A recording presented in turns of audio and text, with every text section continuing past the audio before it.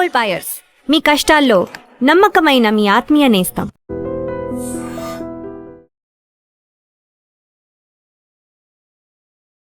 నమస్తే, welcome to I dream social spotlight with Kavitha.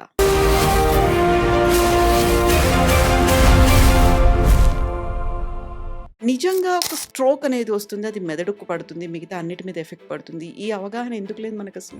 Hyper tension అవ్వచ్చు, diabetes అవ్వచ్చు, లేకపోతే ఆల్కహాల్, స్మోకింగ్, లేకపోతే ఇన్యాక్టివిటీ చాలా ఉండొచ్చు. వీటన్నిటికీ వచ్చే హైయెస్ట్ రిస్క్ ఏంటంటే మనకి యూజువల్గా కనిపించగానే ఒక మసాలాస్, ఫ్రైడ్ ఐటమ్స్, లేకపోతే బిర్యానీస్ ఇవి అనుకుంటాం.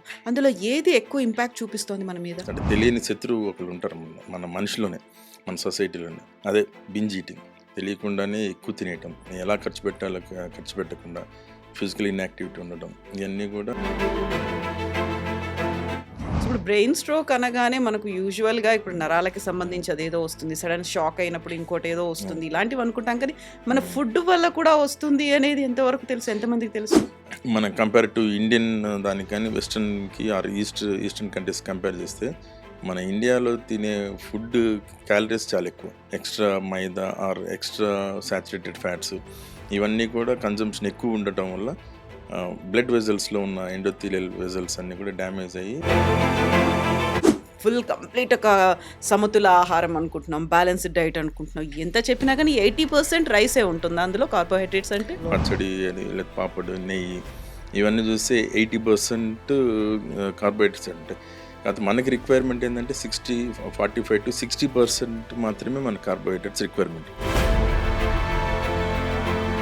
ఇవన్నీ ఈక్వల్గా చూసుకొని ఇవన్నీ కూడా మన రిక్వైర్డ్ క్యాలరీస్లోనే మీట్ అవుతున్నాయి లేదా, 2000 grams 2400 క్యాలరీస్లో పర్ డేకి మీట్ అవుతుందా లేదా అని క్యాలిక్యులేట్ చేసుకుని తింటేనే రిస్క్ ఫ్యాక్టర్స్ని మనం అవాయిడ్ చేయడానికి. స్ట్రోక్స్ అనగానే మనకు ఫస్ట్ గుర్తొచ్చేది హార్ట్ స్ట్రోక్, ఆ తర్వాత సన్ స్ట్రోక్ గుర్తొస్తుంది తప్ప బ్రెయిన్కి వచ్చేటువంటి స్ట్రోక్స్ గురించి మనం చాలా తక్కువగా ఆలోచిస్తాం, తక్కువగా మాట్లాడుకుంటాం. ఎందుకంటే మనకు దానికి సంబంధించి పెద్దగా అవగాహన లేదు. బట్ ఇప్పుడు చెప్తున్నటువంటి లెక్కల్ని బట్టి చూస్తుంటే బ్రెయిన్ స్ట్రోక్స్ అనేవి కూడా మెల్లిమెల్లిగా చిన్న ఏజ్లోనే వస్తున్నాయి. మ్యాక్సిమం 30-40 ఇయర్స్లోనే బ్రెయిన్ స్ట్రోక్స్ వస్తున్నటువంటి నెంబర్ ఎక్కువగా కనిపిస్తోంది. దీనికి ప్రధానమైనటువంటి కారణం ఇతర అంశాల కంటే కూడా వాట్ వీఆర్ ఈటింగ్, మనం ఏం తింటున్నాము, ఎంత తింటున్నాము, ఎలా తింటున్నాము, ఇవన్నిటి మీదే బ్రెయిన్ స్ట్రోక్స్ అనేవి ఎక్కువ వస్తున్నాయి అనేటువంటి లెక్కలు అలార్మింగ్గానే కనిపిస్తున్నాయి కదా. బట్ వాటి గురించి మనకి ఎంత తెలుసు, తెలుసుకునే ప్రయత్నం చేద్దాం. మనతో పాటుగా ఉన్నారు senior consultant neurologist doctor Uday Gautam. Hello doctor, నమస్తే. హలో అండి, నమస్తే. సో బ్రెయిన్ స్ట్రోక్ అనగానే మనకు అది పక్షవాతం అనేది ఉంది. పక్షవాతం అంటే ఇది చాలా పెద్ద వాళ్ళకు వస్తుంది. వాళ్ళకి సడన్గా ఒక వన్ సైడ్ ఏదో చేయి పడిపోతుంది, కాలు పడిపోతుంది, లేకుంటే అది న్యూరాలజీ మీద ఎఫెక్ట్ చూపిస్తుంది అనుకుంటాను తప్ప నిజంగా ఒక స్ట్రోక్ అనేది వస్తుంది, అది మెదడుకు పడుతుంది, మిగతా అన్నిటి మీద ఎఫెక్ట్ పడుతుంది. ఈ అవగాహన ఎందుకు లేదు మనకు అసలు? యూజువల్గా అసలు స్ట్రోక్ అంటే ఒకప్పుడు ఓన్లీ ఓల్డ్ ఏజ్ వాళ్ళకి మాత్రమే వచ్చేదండి. అది old age, it's a disease of old age అనుకునేవాళ్ళు. రీసెంట్గా అంటే ఆల్మోస్ట్ 2000 ఇయర్స్ నుంచి మనం ట్రెండ్స్ చూసుకుంటూ వస్తే ఇయర్ పెరిగే కొద్ది 2010, 2015, 20 వచ్చేటప్పటికి యంగేజ్ వాళ్ళకి కూడా ఎక్కువ వచ్చేస్తుంది. అంటే అరౌండ్ 18 ఇయర్స్ నుంచి 45 ఇయర్స్ వాళ్ళకి కూడా బ్రెయిన్ స్ట్రోక్స్ వచ్చేస్తాయి. 18 కూడా వస్తున్నాయి. యంగ్ అది 18 ఇయర్స్ కూడా బ్రెయిన్ స్ట్రోక్స్ వస్తున్నాయి. వాట్ ఆర్ ద రీజన్స్ అనేది చాలా ఎలాబరేట్గా డిస్కషన్ చేయాల్సి వస్తుంది. అంటే not only the habits, other habits. అంటే బ్యాడ్ హ్యాబిట్స్ అంటే డిఫరెంట్, హైపర్ టెన్షన్ అవ్వచ్చు, డయాబెటీస్ అవ్వచ్చు, లేకపోతే ఆల్కహాల్, స్మోకింగ్, లేకపోతే ఇన్యాక్టివిటీ చాలా ఉండొచ్చు. దాంతోపాటు ఇంకా అదర్ రిస్క్ ఫ్యాక్టర్స్ చాలా ఉంటాయి. వీటన్నిటికీ వచ్చే హైయెస్ట్ రిస్క్ ఏంటంటే హై కొలెస్ట్రాల్, హై ఒబెసిటీ, అంటే రెసిస్టెంట్ యంగేజ్లోనే వచ్చే హైపర్ టెన్షన్, యంగేజ్లో వచ్చే డయాబెటీస్, వీటన్నిటికీ మూలాలు ఏంటనేది మనం ఇప్పుడు చాలా డీటెయిల్గా డిస్కస్ చేయాలి. ఎందుకంటే కామన్గా వచ్చే రిస్క్ ఫ్యాక్టర్స్ని అందరు డిస్కస్ చేస్తారు. మనకు తెలియని రిస్క్ ఫ్యాక్టర్స్ అంటే తెలియని శత్రువు ఒకళ్ళు ఉంటారు మన మనిషిలోనే, మన సొసైటీలోనే. అదే ఈటింగ్, బింజ్ ఈటింగ్. తెలియకుండానే ఎక్కువ తినేయటం, దాన్ని ఎలా ఖర్చు పెట్టాలో ఖర్చు పెట్టకుండా, ఫిజికల్ ఇన్యాక్టివిటీ ఉండటం, ఇవన్నీ కూడా మేజర్ రిస్క్ ఫ్యాక్టర్ నవేడేస్. అందుకని చిన్నపిల్లలకు కూడా వస్తున్నాయి. అంటే ఎస్పెషల్లీ కోవిడ్ తర్వాత కూడా ఇన్సిడెంట్స్ పెరిగింది. So and compare to other countries మన ఇండియాలో ఇన్సిడెంట్స్ ఆఫ్ బ్రెయిన్ స్ట్రోక్స్ చాలా పెరిగాయి. ఇప్పుడు తెలియకుండానే ఎక్కువ తింటున్నాం. తెలియకుండా ఎక్కువ ఏం తింటున్నాం? దేని మీద మనం ఫోకస్ పెడుతున్నాం? ఏది మనకి యూజువల్‌గా కనిపించగానే ఒక మసాలాసు, ఫ్రైడ్ ఐటెమ్సు లేకపోతే బిర్యానీస్ ఇవి అనుకుంటాం. అందులో ఏది ఎక్కువ ఇంపాక్ట్ చూపిస్తోంది మన మీద? అంటే యూజువల్‌గా అసలు మామూలుగా బ్రెయిన్ స్ట్రోక్‌కి సంబంధించిన హైయెస్ట్ రిస్క్ ఫ్యాక్టర్స్ ఏంటి అని ఫస్ట్ నుంచి డిస్కస్ చేస్తే, ఫస్ట్ వచ్చేది హైపర్ టెన్షన్ అండి. హైపర్ టెన్షన్ ఇంతకుముందు కూడా ఆల్మోస్ట్ పాత రోజుల్లో 45 ఇయర్స్ నుంచి 50 ఇయర్స్ ఏజ్ వాళ్ళకే వచ్చేది హైపర్ టెన్షన్. ఆల్రెడీ లేదంటే ఫ్యామిలీ హిస్టరీలో ఎవరికైనా ఉన్నా కూడా వచ్చేది.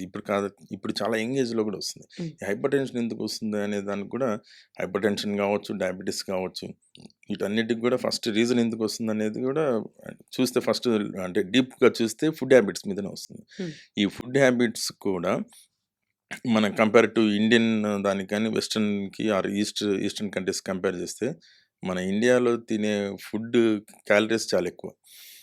ఆల్మోస్ట్ ఒక పర్ డే ఒక పర్సన్‌కి మిడిల్ ఏజ్డ్ పర్సన్‌కి కానీ, ఫీమేల్‌కి కానీ వాళ్ళకి కావాల్సింది ఆల్మోస్ట్ 1600 క్యాలరీస్ నుంచి 2400 క్యాలరీస్. హెవీ వర్క్ చేసే వాళ్ళకి 2800 క్యాలరీస్ పర్ డే హ్మ్. Is the recommended. సో మనకిక్కడ ఆల్మోస్ట్ దాటుతుంది. 2500 నుంచి 3500 క్యాలరీస్ కూడా పర్ డే కన్జ్యూమ్ చేస్తున్నారు అందరూ. దాంట్లో ఎక్కువ 80% కార్బోహైడ్రేట్సే కన్జ్యూమ్ చేస్తున్నారు. అండ్ దాంట్లో కూడా ఔట్ సైడ్ ఫుడ్‌లో మనం రెగ్యులర్‌గా చూసే క్యాంటీన్స్‌కెళ్ళినప్పుడు గానీ, లేకపోతే ఈవినింగ్ స్నాక్స్‌లో తీసుకునేటివి extra maida or extra saturated fats ఇవన్నీ కూడా కన్జంప్షన్ ఎక్కువ ఉండటం వల్ల బ్లడ్ వెసల్స్‌లో ఉన్న ఎండోథీలియల్ వెసల్స్ అన్నీ కూడా డ్యామేజ్ అయ్యి it's all indirectly leads to the hypertension. ఈ hypertension is the major risk factor for the brain stroke. హ్మ్.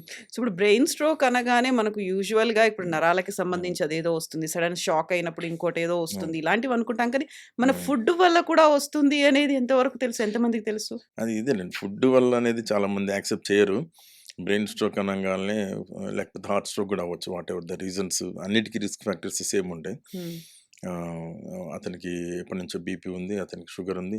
అతను మందు తాగుతాడు. అతను సిగరెట్లు తాగుతాడు. ప్రాపర్‌గా అందువల్ల మందులేసుకోలేదు. మందులేసుకోలేదు. సో, ఇదే మెయిన్ రీజన్ కింద చూపిస్తారు. So, okay.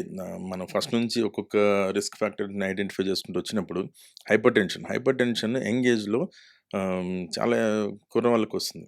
25 ఇయర్స్, 30 ఇయర్స్ వాళ్ళకి కూడా హైపర్ టెన్షన్ వస్తుంది. కానీ వాళ్ళు ఐడెంటిఫై చేయరు. హ్మ్. అన్‌డయాగ్నోస్డ్ హైపర్ టెన్షన్ ఆహ్, ఇన్సిడెంట్స్ ఎక్కువుంది. అంటే వాళ్ళు 130, 140 ఉన్నా కూడా నాకేం కాదనుకుంటారు ఫస్ట్. ఇంటి పక్కన వాళ్ళు గానీ, లేకపోతే అదర్ ప్రొఫెషనల్స్ వీళ్ళందరూ చెప్పేదేందంటే 130, 140 ఉండొచ్చు. నువ్వు వర్క్ చేస్తున్నావు గదా! స్ట్రెస్ ఉండొచ్చు అని చెప్తారు. Even 130, 140/100 140/90 is considered as a hypertension. అలా వాళ్ళు అన్‌డయాగ్నోస్డ్ అంటే నెగ్లిజెన్స్ చేయటం వల్ల అది ఒకానొక టైంకు అన్‌కంట్రోల్డ్ హైపర్ టెన్షన్ అయిపోతుంది. సడెన్‌గా షూటప్ అవుతుంది. హ్మ్. 180, 190 అట్లా వెళ్ళిపోతది. ఆ టైంకి ఐడెంటిఫై చేసేటప్పటికి స్ట్రోక్ గూడా వచ్చేస్తుంది. Brain stroke. సో, అది uncontrolled hypertension, undiagnosed hypertension is the risk factor. ఒకవేళ డయాగ్నోస్ అయినా కూడా మెడికేషన్ ప్రాపర్‌గా తీసుకోరు. హ్మ్. డైలీ ఏసుకోవాలి tablets. Not only the tablets. Food habits change చేయాలి. ఫుడ్ హ్యాబిట్స్‌లో సాల్ట్ కన్జంప్షన్ తక్కువ తీసుకోవాలి. ఔట్‌సైడ్ ఫుడ్ అవాయిడ్ చేయాలి. ఇవన్నీ చూడరు. సో, నెక్స్ట్ రిస్క్ ఫ్యాక్టర్స్ వచ్చినప్పుడు డయాబెటిస్ కూడా అంతే same. Diabetes, uncontrolled hypertension, obesity, central obesity, high cholesterol levels, poor sleep, so, lack of physical activity ఇయన్నీ కూడా డయాబెటిస్‌కి ఈస్ ద రీజన్. హ్మ్. ఈ all together leads to brain stroke. 80% మనం కార్బోహైడ్రేట్సే అవును. తీసుకుంటున్నాము అంటే, హ్మ్. హ్మ్. అన్ని రకాలుగా తీసుకునేది మనం ఫుల్ కంప్లీట్ ఒక సమతుల ఆహారం అనుకుంటున్నాం. బ్యాలెన్స్‌డ్ డైట్ అనుకుంటున్నాం. ఎంత చెప్పినా గానీ 80% రైసే ఉంటుందా అందులో కార్బోహైడ్రేట్స్ అంటే? యూజువల్‌గా నేను ఇందాక చెప్పినట్టు ఒక మనిషికి, ఒక ఫీమేల్ సెడెంటరీ లైఫ్‌స్‌లో ఇంట్లో ఉండి హ్మ్. ఏం పనులు చేయకుండా ఉండే ఆమెకి కావాల్సిన క్యాలరీ రిక్వైర్మెంట్ 1600-2000 క్యాలరీస్. అదే వర్కింగ్ వుమెన్ కొంత మోడరేట్ వర్క్స్ చేస్తున్నప్పుడు 2000-2400 క్యాలరీస్ హ్మ్. ఆమెకి రిక్వైర్డ్ పర్ డే. అదే మేల్‌కి తీసుకున్నప్పుడు 2000-200 2400 ఈజ్ మోడరేట్‌లీ వర్క్ చేసే వాళ్ళకి. లేదా హెవీ వర్క్స్ చేసే వాళ్ళకి ఎక్కువ 12 అవర్స్ జాబ్ చేసేవాళ్ళు, లేకపోతే జిమ్‌కెళ్ళేవాళ్ళు, బాడీ బిల్డర్స్ వీళ్ళందరూ కూడా 2400-3000 క్యాలరీస్ కూడా కన్జ్యూమ్ చేస్తారు. సో, ఇదంతా స్టాండర్డ్. కానీ మనం తీసుకునే ఫుడ్‌లో ఏమేమి ఉంది అనేది ఎవరు కూడా ఇప్పటి వరకు క్యాలరీస్ ఎంత అనేది కౌంట్ చేస్తారు కానీ, హ్మ్. ఏం తీసుకుంటున్నాం అనేది చూడరు. సో, దీంట్లో అన్నిటికంటే ఇంపార్టెంట్ ప్రోటీన్ కన్జంప్షన్. మనకి ఇండియన్‌లో, సౌత్ ఇండియన్స్‌లో ఎస్పెషల్లీ ప్రోటీన్ కన్జంప్షన్ చాలా తక్కువ. యూజువల్‌గా క్యాలిక్యులేట్ చేస్తే 0.8 నుంచి 1.2 grams per KG body weight count చేస్తాం protein requirement. For example 70 KGs ఉన్న వాళ్ళకి 56 కేజెస్ టు 56 గ్రామ్స్ నుంచి ఒక 80 గ్రామ్స్ వరకు ప్రోటీన్ అవసరం పర్ ఓకే. డే. అంత ప్రోటీన్ తినాలంటే మనకి దాళ్ళు, ఎగ్స్ లేకపోతే చానా ఇట్లాంటివన్నీ దాంతో పనీర్. పాటు పన్నీరు, టోఫు లేకుంటే నాన్ వెజిటేరియన్స్ వాళ్ళకి చికెన్, ఫిష్ ఇవన్నీ కూడా డైలీ తింటారు. అంటే ఓన్లీ ప్రోటీన్ రిక్వైర్మెంట్ మీట్ అవ్వడానికి. లేదు బాడీ బిల్డింగ్ చేయాలని అనుకున్న వాళ్ళకి 2 grams per KG body wait consume చేస్తారు. అంటే డైలీ జిమ్‌కి వెళ్ళే వాళ్ళు 2 grams per KG body wait అంటే ఆల్మోస్ట్ 140 గ్రామ్స్ తినాలి. 140 గ్రామ్స్ ప్రోటీన్స్ తినాలి. హ్మ్. సో, ఇది ఎక్కడా కూడా మన ఈ ఫుడ్స్‌లో, సౌత్ ఇండియన్ ఫుడ్స్‌లో అన్ని గ్రామ్స్ ప్రోటీన్ కౌంట్ అసలు కన్సిడర్ చేయరు. మనం ఎంతసేపు బాక్స్‌లో ఏం పెట్టుకున్నామంటే బాక్స్‌లో పెట్టుకునేది రైస్ ఎక్కువ క్వాంటిటీ ఉంటది. ఎగ్జాక్ట్‌లీ. రైస్ మొత్తం is nothing but carbohydrates. Rice లేకపోతే వెజిటబుల్స్ లేకపోతే అదర్ కర్రీస్ పచ్చడి వీటన్నిటిలో కూడా ఉంటుంది అందులో. పచ్చడి అది లేకపోతే పాపడు, నెయ్యి ఇవన్నీ చూస్తే 80% కార్బోహైడ్రేట్స్ ఉంటాయి. కాకపోతే మనకి రిక్వైర్మెంట్ ఏంటంటే 45-60% మాత్రమే మన కార్బోహైడ్రేట్స్ రిక్వైర్మెంట్. అంటే అరౌండ్ చూసుకుంటే 360-450 గ్రామ్స్ మాత్రమే రిక్వైర్మెంట్ ఉంది. సో, కార్బోహైడ్రేట్స్ ఎక్కువ కన్జ్యూమ్ చేస్తున్నాం. ఆల్మోస్ట్ డబల్ మనం ఎంత హ్మ్. తినాలో అంత కాకుండా డబల్ తీసుకుంటున్నాం. సో, ఈ రెండే మాట్లాడతారు కానీ అసలు థర్డ్‌ది చాలా ఇంపార్టెంట్‌ది ఫైబర్. ఫైబర్ ఎవరు మాట్లాడరు. ఫైబర్ మనకు కావాల్సింది 25 grams to 30 grams per day. Yeah! 30 grams fibre తినాలంటే ఎంత వెజిటబుల్స్ కన్జ్యూమ్ చేయాలి, ఎంత ఫ్రూట్స్ కన్జ్యూమ్ చేయాలి. ఫ్రూట్స్‌లో కూడా ఎంతసేపటికి మనకు ఫ్రూట్ అనంగానే యాపిల్, యాపిల్ ఆఫ్ కోర్స్. లేకపోతే బనానా లేకపోతే సో, తినొచ్చు. కానీ ఫైబర్ కంటెంట్ ఉన్న ఎక్కువ జామకాయ చీప్‌గా దొరికేది. డైలీ ఎవరు తినరు. డైలీ ఫ్రూట్స్ తినడం అనేది అసలు మనకి ఇండియన్ సెటప్‌లో ఎవరు కూడా అంత కన్సిడర్ చేయట్ల. అంటే అది కూడా లిమిటెడ్. ఫ్రూట్స్ అనగానే ఎక్కువ తినడం కాదు. లిమిటెడ్‌గా. ఫ్రూట్స్ కూడా 100, 150 క్యాలరీస్ కంటే దాటకూడదు. వెజిటబుల్సే ఎక్కువ.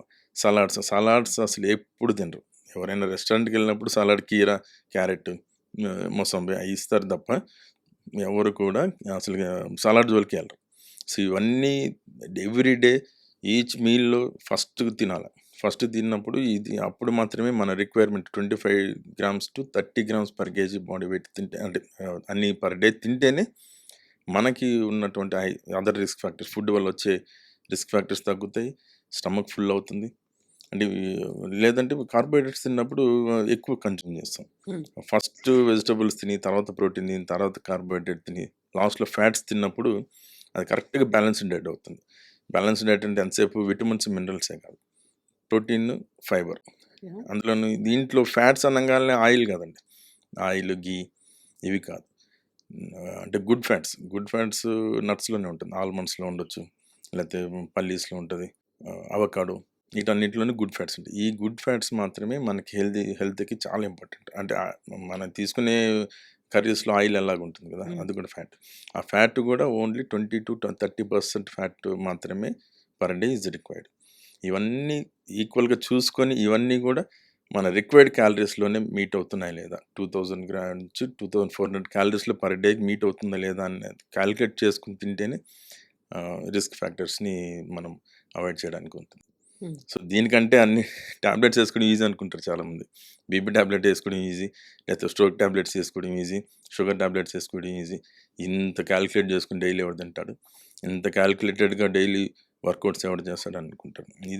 ఇది చాలా ఇంపార్టెంట్. మనం డైలీ ఒక హ్యాబిట్ లాగా అయితే ఆటోమేటిక్‌గా మనకి ఆహ్, అలవాటైపోతుంది. అది పెద్ద కష్టం అనిపియదు. హ్మ్. సో, ప్రోటీన్ అనగానే యూజువల్‌గా మనకి ఈ మధ్య కాలంలో హెల్త్ కాన్షియస్ అవును. ఉన్నవాళ్ళో, లేకపోతే మేము రెగ్యులర్‌గా బాడీ బిల్డ్ చేస్తున్నాము, జిమ్‌కెళ్తున్నాము అనుకున్న వాళ్ళు నాన్ వెజ్ ఎక్కువ తింటున్నారు అనేది నాన్ వెజ్ లేనిదే మాకు ముద్ద దిగదు, నాన్ వెజ్ లేనిదే రోజు అవును. గడవదు వాళ్ళ కండిషన్ ఎలా ఉంది? వాళ్ళకి కూడా బ్రెయిన్ స్ట్రోక్స్ అనేవి అవును. ఉంటున్నాయా? అంటే నాన్ వెజ్ ఇప్పుడు ప్రోటీన్ కంటెంట్ లిమిటెడ్‌లోనే తినాలి. మోర్ దాన్ 140 గ్రామ్స్, 150 గ్రామ్స్ దాటిపోయిందనంటే కిడ్నీ మీద లోడ్ పెరిగిపోతది.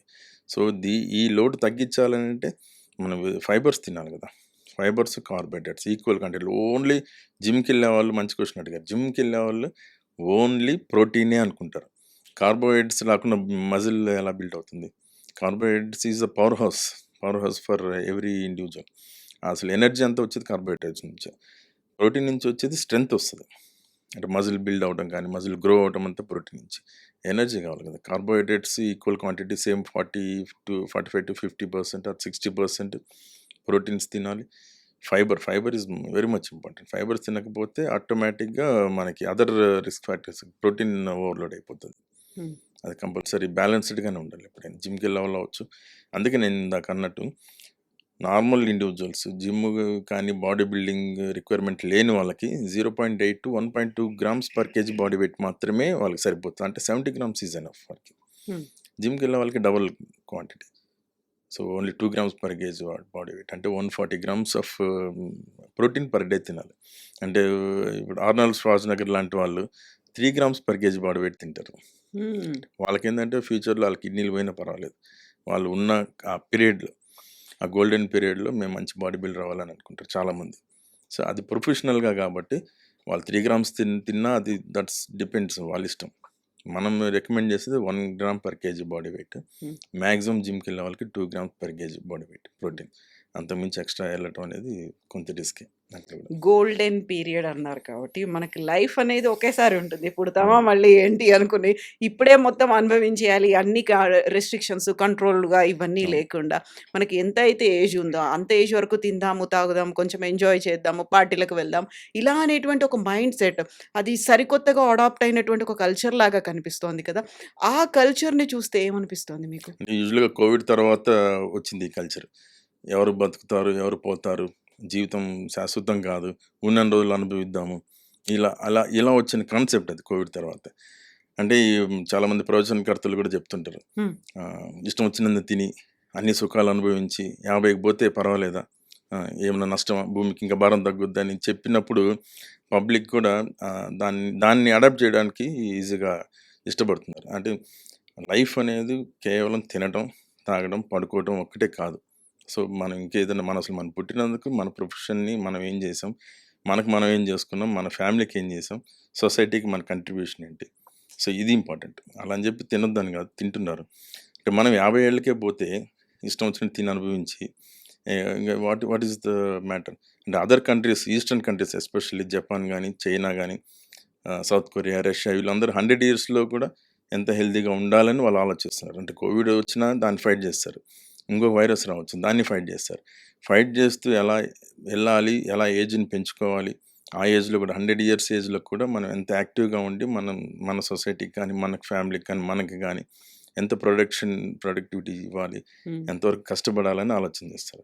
అది వదిలేసి ఇష్టం వచ్చినంత తినేసి 50 yearsకి చనిపోవచ్చు, ఏ నష్టం లేదు అని అంటే it is a wrong message to the society. చాలా ప్రొఫెషన్స్ వాళ్ళ యాక్టివ్ పీరియడ్ స్టార్ట్ అయ్యేదే 50 years. చాలామంది అంటే వాళ్ళు ఎంతో చదవటం, అంటే ఎస్పెషల్లీ డాక్టర్స్ చూసుకుంటే వాళ్ళు చదువుకొని కొత్త కోర్సులు నేర్చుకొని సెటిల్ అయ్యి కొంత ఎక్స్పీరియన్స్ గెయిన్ చేసేసరికి 50 years వచ్చేస్తుంది. అక్కడ నుంచి వాళ్ళ సొసైటీకి సర్వీసెస్ కావచ్చు, లేకపోతే వాళ్ళ పర్సనల్ ఎర్నింగ్స్ కానీ అవ్వచ్చు, 15 నుంచి 70 years పడతాయి. 70 years 80 years వర్క్ చేస్తున్నారు. మన ప్రైమ్ మినిస్టర్స్ ఎంతోమంది, చీఫ్ మినిస్టర్స్ అంతా 70-80sలో ఉన్నారు. Donald Trump around 76 years, Netanyahu is 76 years, మన PM, ex CM of Kerala Pinarayi Vijayan 80 years. వీళ్ళందరూ ఆ ఏజ్లో కూడా యాక్టివ్గా వర్క్ చేస్తున్నారు. మనం we have to take the inspiration from those individuals. మనకి తిండి గురించి అనగానే పర్టికులర్గా మన సౌత్ ఇండియన్స్కి ఒక స్టేపుల్ ఫుడ్ ఈజ్ రైస్ అనేది ఉంటుంది. తరతరాలుగా అదే తింటూ వస్తున్నాము. మన తాతలు తిన్నారు, ముత్తాతలు వాళ్ళందరూ తిన్నారు. ఇప్పుడేమో కొంతమంది తినండి అంటారు, కొంతమంది వద్దంటారు, కొంతమంది బ్రౌన్ రైస్ షిఫ్ట్ అవ్వమంటారు, కొంతమంది మిల్లెట్స్ అంటారు.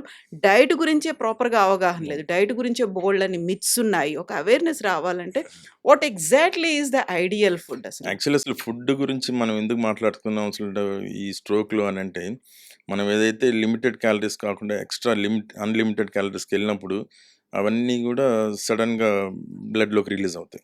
బ్లడ్లోకి రిలీజ్ అయ్యి ఎంత యూజ్ అప్ అవుతాయి మజిల్స్కి, అంత యూజ్ అయిన తర్వాత రిమైనింగ్ అంతా కూడా స్టోరేజ్కి వెళ్ళిపోతుంది. స్టోరేజ్కి అంతా వెళ్ళి ఎస్పెషల్ సౌత్ ఇండియన్స్కి, ఏషియన్స్లో కానీ, సౌత్ ఏషియన్స్లో కానీ అంతా అబ్డామన్లోకి వెళ్ళిపోతాయి, సెంట్రల్ ఒబెసిటీ.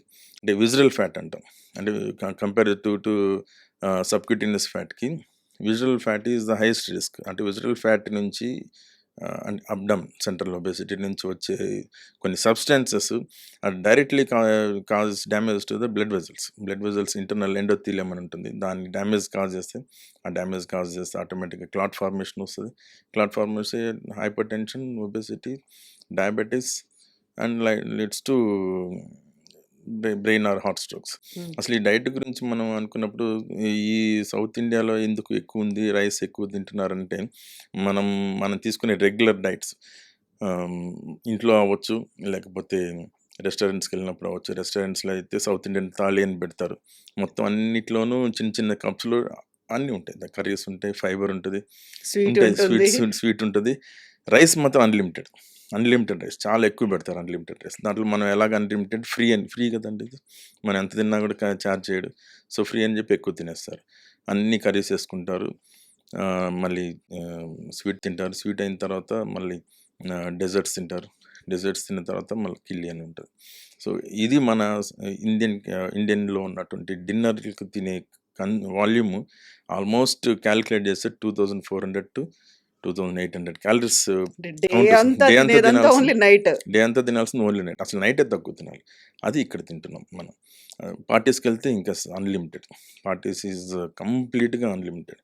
మన ఆర్జీవి అన్నట్టు రామ్ గోపాల్ వర్మ అన్నట్టు మేకలు గొర్రెలే కంటిన్యూస్గా తింటాయి. ఈ పులులు కానీ లేకపోతే సింహాలు కానీ వాటికి ఆకలి వేసినప్పుడు తింటాయి. సో అదేవిధంగా హ్యూమన్ బీయింగ్ కూడా ఆకలి వేసినప్పుడు ఎంతవరకు దొరికితే అంతవరకు తినాలి. సో మనం ఈ ఫుడ్ గురించి ఇట్లా చూసుకున్నప్పుడు అదర్ ఈస్టర్న్ కంట్రీస్లో ఆల్రెడీ మనం మాట్లాడుకున్నాం. బ్రెయిన్ స్ట్రోక్స్ ట్రెండ్ ఇండియాలో డబల్ అవుతుంది. వెస్ట్రన్ యూరోప్లో కానీ వెస్ట్రన్ కంట్రీస్లో కానీ స్ట్రోక్ ఇన్సిడెంట్స్ 2000 ఇయర్ నుంచి 2023-25 వరకు క్యాలిక్యులేట్ చేస్తే అది ఎట్లాగో ట్రెండ్ సేమ్ అట్లానే మెయింటైన్ అవుతుంది. తగ్గలేదు, పెరగలేదు. కానీ eastern countries like Japan, China, south Korea, Russia వాటిల్లో బ్రెయిన్ స్ట్రోక్ ఇన్సిడెంట్స్ తగ్గుతుంది. ఎందుకు అని అంటే so every one has the same facilities. Hyper tension ఎలా ఐడెంటిఫై చేయాలి, డయాబెటీస్ని ఎలా ఐడెంటిఫై చేయాలి, ఒబేస్ని ఎలా కంట్రోల్ చేయాలి, స్ట్రెస్ ఎలా మేనేజ్ చేయాలి అనేది అందరికీ తెలుసు. ఆ ఫెసిలిటీస్ ఉన్నాయి తెలుసు. ఈ డిఫరెన్స్ ఎక్కడ వస్తుందని అంటే ఫుడ్ హ్యాబిట్స్ మీద మేజర్. ఫుడ్ హ్యాబిట్స్ గురించి ఎవరు డిస్కస్ చేయరు, దాన్ని ఐడెంటిఫై చేయరు. They don't consider it as a bad habit. అంతసేపటికి ఆల్కహాల్ కన్జంప్షన్ తగ్గిద్దాము, స్మోకింగ్ని కూడా అదే అవాయిడ్ చేద్దాము. ఇది చేస్తే definitely those are the major risk factors for the brain stroke. So దాంతోపాటు ఉన్న ఈ ఫుడ్ హ్యాబిట్స్ని గురించి ఎవరు మాట్లాడరు. మన జపాన్ని చూస్తే ఫుడ్ వాళ్ళ లంచ్ ప్యాక్ని కానీ డిన్నర్ ప్యాక్ని దాంట్లో మెన్షన్ చేస్తారు. దాంట్లో ఉన్న క్యాలరీస్ కౌంట్ చేస్తే ఆల్మోస్ట్ 600 to 800 క్యాలరీస్ ఉంటాయి. రైస్ కొంచెమే ఉంటుంది, వెజిటబుల్స్ ఎక్కువ ఉంటాయి వాళ్ళకి, ఎక్కడ డెజర్ట్ ఉండదు వాళ్ళ దాంట్లో. అలాగే సౌత్ కొరియాలో చూస్తే దాంట్లో కూడా ఫస్ట్ సూప్ ఇస్తారు, వెజిటబుల్స్ ఇస్తారు. రైస్ కంటెంట్ ఒక చిన్న కప్పులోనే ఉంటుంది. మీట్ ఉంటుంది, ఫిష్ కానీ ఉంటుంది. కిమ్చి అని ఒకటి ఉంటుంది. వాళ్ళ kimchi is nothing but cabbage, Chinese cabbage and మనకి ముల్లంగి అంటాం కదండి, రాడిష్, అల్లం, వెల్లుల్లి ఇవన్నీ మిక్స్ చేసి కొంచెం సాల్ట్ కూడా మిక్స్ చేసి అది ఇస్తారు. అంటే ఫెర్మెంట్ చేసిన ఫుడ్ అది. ప్రోబయాటిక్స్ చాలా ఎక్కువ ఉంటాయి గట్లో. ఆ ప్రోబయాటిక్స్ గట్ చాలా హెల్దీ అండి.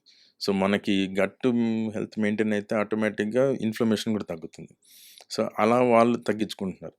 మనకేంటంటే మన క్యాలరీ కౌంట్ ఎక్కువైపోయి చాలా సినిమాలు అన్నట్టు అంటే ఫుడ్ అంటే బింజ్ ఈటింగ్ ఎక్కువ చేసేసిన తర్వాత స్వీట్స్ ఎక్కువ తింటారు. ఎన్ని ఐటమ్స్ ఎక్కువ పెడితే అంత ప్రెస్టీజ్ ఇష్యూ లాగా, అంత గొప్పగా చెప్పుకోవడం అనేది ఒక కల్చర్ వచ్చింది. రావు రమేష్ సినిమాలో కూడా ఒక డైలాగ్ ఉంటుందండి, అది బాగా గుర్తొస్తుంది నాకు. ఆయన ఇచ్చిన ఫంక్షన్కి అందరూ వస్తారు, తింటారు, ఫుడ్ చాలా బాగా పెట్టారండి అంటారు. సరే 16 ఐటమ్లు పెట్టాము, రాజమండ్రి నుంచి వచ్చాము, గోదావరి వాళ్ళు వచ్చి వండారంటే బాగుంటుంది, అన్నీ బాగుండాలంటే లాస్ట్లో కిల్లెట్టుంటే బాగుండేది అని అంటాడు. అంటే అంత తిన్నా కూడా ఆల్మోస్ట్ 2500-3000 క్యాలరీస్ తిన్నా కూడా తర్వాత కూడా ఆయనకి కిల్లి కావాలి, ఒక వెలితి. సో కిల్లి తినటం అనేది ఒక ఇండియన్ కల్చర్లో అది ఒక భాగం అయిపోయింది. ఎందుకంటే అది అంత తిన్నాక, అంత బింజ్ ఈటింగ్ చేసిన తర్వాత ఆ కిల్లి తింటే డైజెషన్ బాగా ఉంటుంది అనేది ఒక పెద్ద అపోహ. That is biggest myth. కిల్లీలో ఏముంటుందంటే అంటే పాత రోజుల్లో ఇంట్లో వేసుకున్నది అయితే బీటిల్ నట్టు ఓన్లీ ఒక్క అండ్ సున్నం పోస్తారు. దట్ మేబీ అది కొద్దిగా ఎసిడిక్ ఎన్విరాన్మెంట్ని తగ్గిస్తుంది గట్లో. కానీ బయట మనం తీసుకునేది ఫంక్షన్స్లో కావచ్చు, లేకపోతే షాప్స్లో తీసుకోవచ్చు, దాంట్లో మొత్తం స్వీట్ ఉంటుంది. ఆర్టిఫిషియల్ స్వీట్నర్స్ ఎక్కువ ఉంటాయి, షుగర్స్, సిరప్ ఉంటుంది, టూటీ ఫ్రూటీ అని యూజ్ చేస్తారు, మళ్ళీ షుగర్ కోటెడ్ సోంపు ఉంటుంది, ఇవన్నీ మిక్స్ మళ్ళీ మిక్స్ దాని చేస్తే పేరు ఆల్మోస్ట్ మీఠాపాన్ అని పెడతారు. మీఠాపాన్, హనీ ఎక్కువ ఉంటుంది. హ్మ్. Almost that gives 200 to 250 calories. కొన్ని ఇంకా స్వీట్ ఎక్కువ కావాలనుకున్న వాళ్ళు 400 క్యాలరీస్ కూడా ఉంటుంది. అంటే దట్ ఈస్ అన్ ఎక్స్ట్రా. ఈ షుగర్, ఆర్టిఫిషియల్ స్వీట్నర్స్ అన్నీ రిలీజ్ అయినప్పుడు హ్మ్. ఆల్మోస్ట్ షుగర్ స్పైక్ విపరీతంగా ఉంటుంది. అలానే స్వీట్స్ కూడా మనం తీసుకున్న ఒక చిన్న గులాబ్ జాము, ఒక ఐస్ క్రీమ్, ఆ రెండు ఒక చిన్న కప్లో తిన్న తర్వాత పెట్టే డెజర్ట్స్ తినడం అనేది ఒక ఫ్యాషన్ అయిపోయింది. ప్రతి ఫంక్షన్స్లో కూడా ఈ డెజర్ట్ కంపల్సరీ పెడతారు. సో ఒక gulab jam cup and ice cream count చేస్తే ఆల్మోస్ట్ 400 to 600 క్యాలరీస్. ఆల్మోస్ట్ ఒక లంచ్కి ఎంత తినాలి, లేకపోతే బ్రేక్ఫాస్ట్లో రిక్వైర్ ఎంత ఉందో అంత ఒక చిన్న కప్లో వెళ్ళిపోతుంది. అంటే దాన్ని they don't consider it as a risk factor. అంటే నాగార్జున గారు కూడా ఆయన చెప్పిన ఇంటర్వ్యూస్లో, నాకు డిన్నర్ తిన్న తర్వాత స్వీట్ తినకపోతే నాకు నిద్ర పట్టదు, కంపల్సరీ తింటానని చెప్పాడు. మన మన పబ్లిక్ అదొక్కటి చూస్తారు. అదే ఆయన అంత స్లిమ్గా ఉంటాడు, అంత సన్నగా ఉంటాడు, ఆయన తింటున్నాడు స్వీట్, మనకేముందిలే అని తింటారు. మరి ఆయన జెనెటిక్స్ ఏంటి, ఆయన ఆయన చేసే వర్కౌట్స్ ఏంటి, డే టైమ్ మార్నింగ్ బ్రేక్ఫాస్ట్లో లంచ్లో ఏం తింటాడు, ఎంత డే ఎనర్జీ అంతా స్పెండ్ చేస్తాడు, ఫిజికల్ యాక్టివిటీ ఎంత ఫిజికల్ ఉంటుంది. యాక్టివిటీ ఉంటాడు, అది ఎవరు అడాప్ట్ చేసుకోరు. సో నేను చెప్పిన ఓన్లీ స్వీట్ తినడం అనేది తిన్న తర్వాత అదే అడాప్ట్ చేసుకుంటారు. దట్ ఈస్ ఆల్సో బిగ్గెస్ట్, అంటే ఒక ఫాల్స్ ఇంప్రెషన్లోకి వెళ్ళిపోతారు. దాంతోపాటు మనకి ఉన్న ఎక్స్ట్రా, మన ఈ ఫుడ్ అన్నిట్లోనూ షుగరీ డ్రింక్స్ ఎక్కువ పెడతారు. అంటే కూల్ డ్రింక్స్ అనేవి ఉండాలి. థమ్స్అప్, లేకపోతే ఫ్రూటీ, ఇవి ఉంటాయండి. కూల్ డ్రింక్స్ అంటే జ్యూస్ అంటే రియల్ ఫ్రూట్ జ్యూస్, హ్మ్. అంటే I'm using the brand names. Real fruit juice కానీ, టెట్రా థమ్స్అప్ ప్యాక్‌లో కానీ, వచ్చేది. మౌంటైన్ డ్యూ కానీ, ఇవన్నీ కూడా ఖచ్చితంగా అవి పెడితేనే ఆ ఫంక్షన్లో ఉన్న వాళ్ళకి నాకు ఒక వాల్యూ ఇచ్చినట్టు. అవి ఎంత డేంజర్ అనేది ఈవెన్ WHO కూడా వార్న్ చేస్తుంది. అంటే షుగరీ జ్యూసెస్ అస్సలు తీసుకోవద్దు, దాంట్లో ఆర్టిఫిషియల్ స్వీట్నర్స్ వాడతారు, హై క్యాలరీస్ ఉంటాయి. రియల్ ఫ్రూట్ జ్యూస్లో ఫ్రూట్ ఉంటుంది అనుకుంటారు, ఫ్రూట్ తప్ప మిగతా అన్నీ ఉంటాయి దాంట్లో. అదెంత రిస్క్ అనేది కూడా ఎవరు ఆలోచించరు.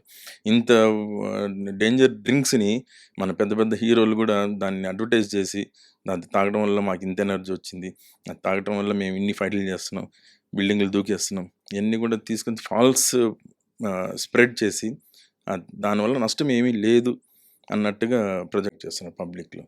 సో బిగ్గెస్ట్ అది మిస్టేక్ అది. హ్మ్. అది ఇప్పుడు చూడండి, ఫర్ ఎగ్జాంపుల్ ఒక ఒక నార్మల్ పర్సన్, ఇండివిజువల్ డే అంతా వర్క్ చేసుకున్నాడు, ఈ నైట్ వచ్చి ఒక 2 పెగ్స్ తాగి, ఆ 2 పెగ్స్లోకి ఒక 4 కొన్ని పల్లీలు తిని, ఒక రోటీ కొంచెం కర్రీ తిని పడుకున్నాడు అనుకోండి, హ్మ్. ఆల్మోస్ట్ 2 పెగ్స్ అండ్ పల్లీస్ చూసి 400 క్యాలరీస్, ఆయన తీసుకున్న ఒక రోటీ కర్రీకి ఇంకో 400 క్యాలరీస్, 800 క్యాలరీస్ తోటి ఆయనకి సరిపోతుంది, ఫినిష్ చేస్తున్నాడు. కానీ మీరెంత తింటున్నారు, 300 మోర్ దాన్ 3000 క్యాలరీస్. అండ్ దీనికి అడిషనల్‌గా కూల్ డ్రింక్ అడిషనల్గా ఉంటుంది. కూల్ డ్రింక్ ఎంత డేంజర్, పాన్ ఎంత డేంజర్, స్వీట్ ఎంత డేంజర్, అది ఎవరు కన్సిడర్ చేయదు. ఇది మాత్రమే బ్యాడ్ హ్యాబిట్. అంటే not supporting the drinkers, but వీళ్ళు తినే ఫుడ్ ది బిగ్గెస్ట్ రిస్క్ కదా. అంటే 3 times 800 క్యాలరీస్ ఎక్కడ, 3000 క్యాలరీస్ ఎక్కడ, ఆల్మోస్ట్ 3 times ఎక్కువ క్యాలరీస్ కన్జ్యూమ్ చేసి సడన్గా నీ బాడీలో ఇన్ఫ్లమేషన్ని, sudden insulin spike, it leads to obesity, central obesity, hypertension, ఇవన్నీ వచ్చినప్పుడు ఆటోమేటిక్గా నీకు బ్రెయిన్ స్ట్రోక్ రాక ఇంకేమొస్తుంది. అంటే bad habits includes binge eating. Bad habits are drinking, smoking, and poor sleep, physical inactivity, binge eating. All these are considered as bad habits. Binge eating is a biggest, worst bad habit. And మన హైదరాబాద్ తీసుకుంటేటువంటి ఒక favourite combination అనేది ఒకటి No. ఉంటుంది. Biryani plus cool Cool drink drink. అనేది ఒక దాన్ని most favourite and happening. అవును. ఎక్కడ చూసినా ఇది కాంబినేషన్ ఉండాలి. దీని బిర్యానీ, మీద యాడ్స్ అవును. కూడా ఉంటాయి. అంటే బిర్యానీ మీరు ఇంట్లో చేసుకున్న బిర్యానీ ఈజ్ ఓకే, అది కూడా లిమిటెడ్ క్వాంటిటీ. బయటకు వెళ్ళి ఒక ఫ్యామిలీ ప్యాక్ అదొకటి, మళ్ళీ అది ఉంటుంది పెద్ద మండి. మండీస్కి వెళ్ళి హెవీగా తినడం is also biggest risk factor. అంటే వీటన్నిటితో కాకుండా ఇంకొకటి మీకు 2-3 పాయింట్స్ చెప్పాలి. మనం ఒకవేళ ఈవినింగ్ స్నాక్స్, అసలు స్నాక్స్ అంటే ఏంటి, అసలు మామూలుగా తినాల్సిన స్నాక్స్ ఒక చిన్న కీర, క్యారెట్, లేకపోతే సలాడ్, లేదంటే ఒక ఫ్రూట్, లేదు చిన్న చిన్న నట్స్ తినాలి. మనకి స్నాక్స్ అనుకున్నప్పుడు ఫ్రెండ్స్ నలుగురు ఎదురు పునుగులు, కలిసినప్పుడు మిర్చి. పునుగులు, మిర్చి బజ్జీ, సమోసా, ఆ!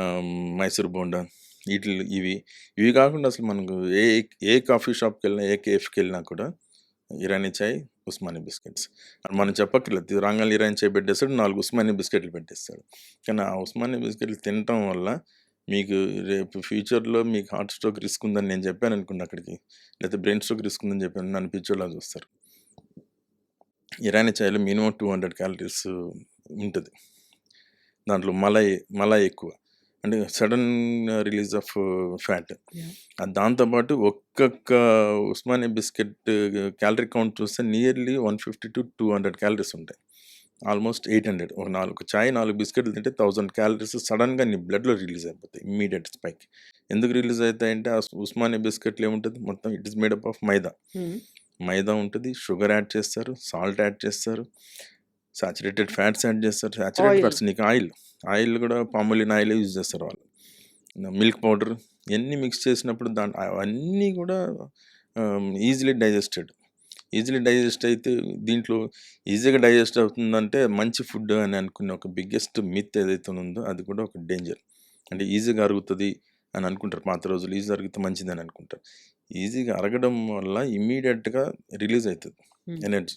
గ్లూకోజ్ బాడీలోకి రిలీజ్ అయినప్పుడు సడన్ ఇన్సులిన్ స్పైక్ పెరిగి అదంతా ఇమ్మీడియట్‌గా యూజ్ అప్ అయిపోయి మీకు మళ్ళీ హంగర్ క్రేవ్స్ స్టార్ట్ అవుతుంది. క్రాష్ వచ్చేస్తుంది. క్రాష్ అంటాం దాన్ని. హంగర్ క్రేవ్స్ వస్తాయి. మళ్ళీ ఇరిటబిలిటీ ఇయన్నీ వస్తాయి. సో, ఆ మైదా ఎంత ఎంత రిస్క్ అనేది కూడా ఇప్పటివరకు ఎవరు కూడా డిస్కస్ చేయరు. హ్మ్. But it is simple. దాన్ని చాలా నెగ్లిజిబుల్‌గా తీసేస్తారు. ఇప్పుడు మైదా హ్మ్. అంటే మేము ఓన్లీ పుల్కా తింటున్నామో, లేకుంటే పరాటానో, హ్మ్. నానో దాంట్లో ఉంటుంది మైదా అనుకుంటాం గానీ, Osmania biscuit is also a dangerous food Osmania అనేది. బిస్కెట్స్, కేక్స్, ఆహ్, కాఫీ కేక్స్, బ్రౌనీ, మళ్ళీ పిజ్జా. పిజ్జా బేస్ అంతా కూడా మైదాతోని చేసుంటారు. ఆ మైదా ఇవన్నీ కూడా మైదా పర్ సే ఈజ్ నాట్ అంత అంత డేంజర్ అని నేను చెప్పట్లేదు. మైదా ఒకటి. దాంట్లో మీరు యాడ్ చేసే ఎక్స్‌ట్రా ఇంగ్రీడియెంట్స్, హ్మ్. Extra milk, extra salt, extra sugar, extra add చేసే సాచురేటెడ్ ఫ్యాట్స్ ఇవన్నీ all together leads to risk మీకు హ్మ్. అందరికి. ఓన్లీ మైదా తీసుకున్నందువల్ల పెద్దగా నష్టం లేదు. But don't make it a habit. ఒకసారి ఫ్రెండ్స్ ఎప్పుడో నెలకొకసారి లేకపోతే 10 డేస్‌కి ఒకసారి కలిసి అలా బిస్కెట్ తినడం వల్ల ఎటువంటి నష్టాలు లేవు. If you if you make it a habit daily తినడం వల్లనే వచ్చే నష్టాలు ఇవన్నీ మనం మాట్లాడుకుంటాం. యూజువల్‌గా హ్మ్. ఒక మిత్ అనేది ఉంటుంది. ఆయిలు, ఫ్రైడ్ ఫుడ్స్ ఈవినింగ్ తీసుకునేటువంటి అవును. అలాంటి స్నాక్స్ బదులు ఇది హ్మ్. బేకరీ ఐటెమ్ కదా! తీసుకుంటే ప్రాబ్లమ్ ఏంటి? ఇందులో ఆయిల్ కానీ, అలాంటి ఫ్రై చేయడం కానీ ఉండదు. ఇందులో మసాలాస్ కూడా ఉండవు కదా! అని ఒక ఫీల్ ఉంటుంది అవును. కదా! అవును. ఇది కూడా అంతే డేంజరస్సా? అంతే గదండీ. ఇప్పుడు ఎంతసేపటికి ఆయిలు, మసాలానే కనిపిస్తది గానీ, మనకి కనపడని మైదా, షుగర్సు, యాడెడ్ సాచురేటెడ్ ఫ్యాట్స్ ఇవన్నీ గూడా రిస్క్. ఇవే మేజర్ రిస్క్. ఇవే ఎండోథీలియల్ డ్యామేజ్ కాజ్ చేస్తాయి. ఇవే సెంట్రల్ ఒబెసిటీ కాజ్ చేస్తాయి. హ్మ్. పొట్ట పొట్ట రావడానికి ఫస్ట్ రీజన్ ఇవే అవుతాయి. Central obesity. అంటే ఇది కూడా ఒక డైలాగ్ ఉంటది సినిమాలో. మగాడికి పొట్టందం, ఆడదానికి పేరు అందం అంటారండి. అంటే పొట్ట ఉండడం అనేది ఒక ప్రైడ్‌గా ఫీల్ అయితారు. అంటే పొట్టగా ఉండటం అనేది ఒక సిరి సంపదలు ఉన్న వాళ్ళకి పొట్టుంటది అనేది ఒక ఎస్కేప్‌గా వర్డ్ తీసుకుంటారు. పాత రోజుల్లో బిజినెస్ చేసేవాళ్ళు సిట్టింగ్ జాబ్. వాళ్ళు కూర్చొని బిజినెస్ చేస్తుంటారు. వాళ్ళు కష్టపడి సంపాదించుకుంటారు కాబట్టి డబ్బులొస్తాయి. డబ్బుతో పాటు పొట్ట కూడా వస్తది. ఈ పొట్ట ఉండటం అనేది డబ్బులు ఉండడం 2 టుగెదర్ ఒకే సిరి సంపదలకు ఒక చిహ్నం అనుకుంటారు. హ్మ్. అది పొట్ట అనేది biggest risk factor for the heart and brain strokes. హ్మ్. సో, యూజువల్‌గా మన హ్మ్. ఫుడ్ హ్యాబిట్స్ కావచ్చు, మనం ఎలా ఉన్నాం, మనం ఏం తింటున్నాం, ఇవన్నీ అవును. కూడా మన ఇంట్లో, మన కిచెన్‌లోంచే స్టార్ట్ అవుతుంది కాబట్టి, మన కిచెన్‌లో అవాయిడ్ చేయాల్సినటువంటి ఐటెమ్స్ ఏముంటాయి? మన ప్లేట్‌లో ఏముండాలి, ఏం ఉండకూడదసలు? ఇది చాలా ఇంపార్టెంట్ క్వెషన్. ఫస్ట్ ఆహ్, మనం తినే క్వాంటిటీని లిమిట్ చేసుకోవాలి. అసలు మ మన మన మన తల్లే మన తల్లి ప్రేమే కొన్నిసార్లు మనకు ప్రమాదం అనిపిస్తది. అవునా? ఇంకొక ముద్ద తిను, ఇంకొంచెం ఏసుకో, ఇంకొకటి ఏసుకొని రైస్ మన ప్లేట్‌లో పెడుతూనే ఉంటుంది ఆమె. మన కడుపు నిండితే ఆమె కడుపు నిండినట్టుగా ఆనందం. ఆనందం ఉంటది. రైస్‌తో పాటు అద్ ఇంకా కర్రీలు పెడతది. ఇంకా చాలా కర్డ్ పెడతది. ఇంకా నెయ్యి వేస్తది. ఇవన్నీ కూడా ఎక్సెస్ ఫ్యాట్. ఇది చిన్నప్పటి నుంచి ఆమె మనల్ని ఆడిపిస్తూ తినిపించే ఫుడ్ ఫ్యూచర్‌లో ఒకవేళ అంటే నార్మల్ ఈజ్ ఓకే. తినని వాళ్ళకి ఎక్కువ తినే వాళ్ళకి చైల్డ్‌హుడ్ ఒబేసిటీ వచ్చేస్తది. ఈ childhood obesity is one of the risk factor దానికి. ఇప్పుడు అదే కాకుండా మనకి స్నాక్స్ ఎక్కువ ఉంచకూడదు ఇంట్లో. టేబుల్స్ మీద గానీ, కిచెన్‌లో గానీ స్నాక్స్ ఉన్నాయనుకోండి, మనం అటుపోతూ ఒక స్నాక్, ఇటుపోతూ ఒక స్నాక్ తినడం అనేది ఒక హ్యాబిట్. ఆ పెట్టే స్నాక్స్ కూడా ఏం పెడతారు? బిస్కెట్స్ పెడతారు. హ్మ్. లేకపోతే చాక్లెట్స్. చక్రాలు పెడతారు, చాక్లెట్స్ పెడతారు, స్వీట్స్ పెడతారు. ఇవి ఇవి హెల్తీ స్నాక్స్ కాదు. నీకు స్నాక్స్ పెట్టాలి పిల్లలకి రాంగాల్నే స్కూల్ నుంచి వచ్చినప్పుడు ఆకలికి క్లియర్ చేయాలని అనుకున్నప్పుడు ఫ్రూట్స్ పెట్టొచ్చు. అంటే అందరికీ చిన్న పిల్లల్ని కీరా, క్యారెట్లు తినమంటే వాళ్ళు తినరు.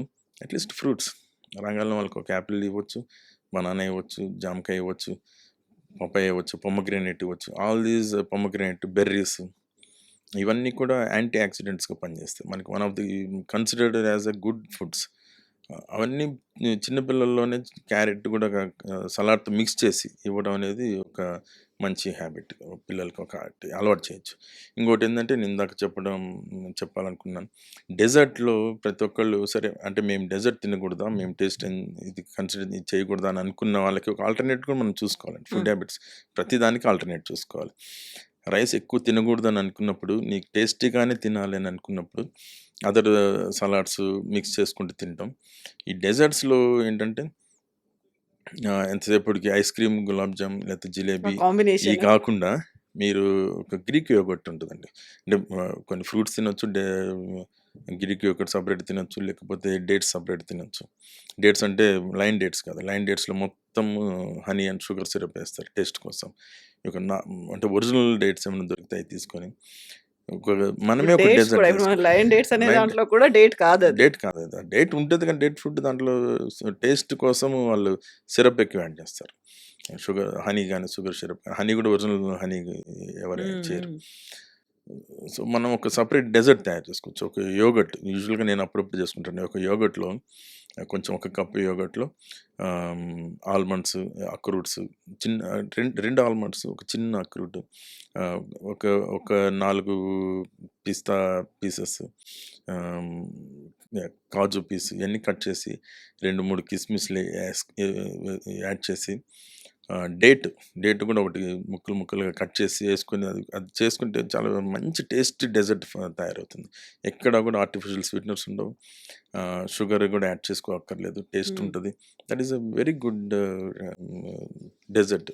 హ్మ్. సో, ఇట్లాంటి అడాప్ట్ చేసుకోవాలి. మనం ఇంకా ఇది ఖచ్చితంగా కిళ్ళి లాంటివి అవాయిడ్ చేయాలి. ఫైబర్ ఎక్కువ యాడ్ చేసుకోవాలి. ఫైబర్ ఎక్కువ యాడ్ చేసుకుంటే ఏంటంటే మనం తిన్నది స్టమక్‌లో రిటైన్ అవుతది. ప్రోటీన్ కూడా కొద్దిగా కన్జంప్షన్‌ని ఈక్వల్ క్వాంటిటీలో తింటే అది కూడా స్టమక్‌లో రిటైన్ అవుతది. డైజెషన్‌కి ఇట్ టేక్స్ మోర్ టైమ్. ఈజీగా అరిగే ఫుడ్డు హెల్తీ అని అనుకుంటారు. అది రాంగ్. లాంగ్ టర్మ్ ఇక 4, 5 అవర్స్ నీ స్టమక్‌లో రిటైన్ అయిన ఫుడ్డే మనకి హెల్తీ ఫుడ్. హ్మ్. సో, 4, 5 అవర్స్ తర్వాత మళ్ళీ ఆకలేస్తది. అప్పుడు కొంచెం ఆకలేసినప్పుడే తినాలి. ఎప్పుడు పడితే అప్పుడు కంటిన్యూస్‌గా రామ్ గోపాల్ వర్మ అన్నట్టు కంటిన్యూస్‌గా మేకల గొర్రెల్లాగా మనం తినకూడదు. హ్మ్.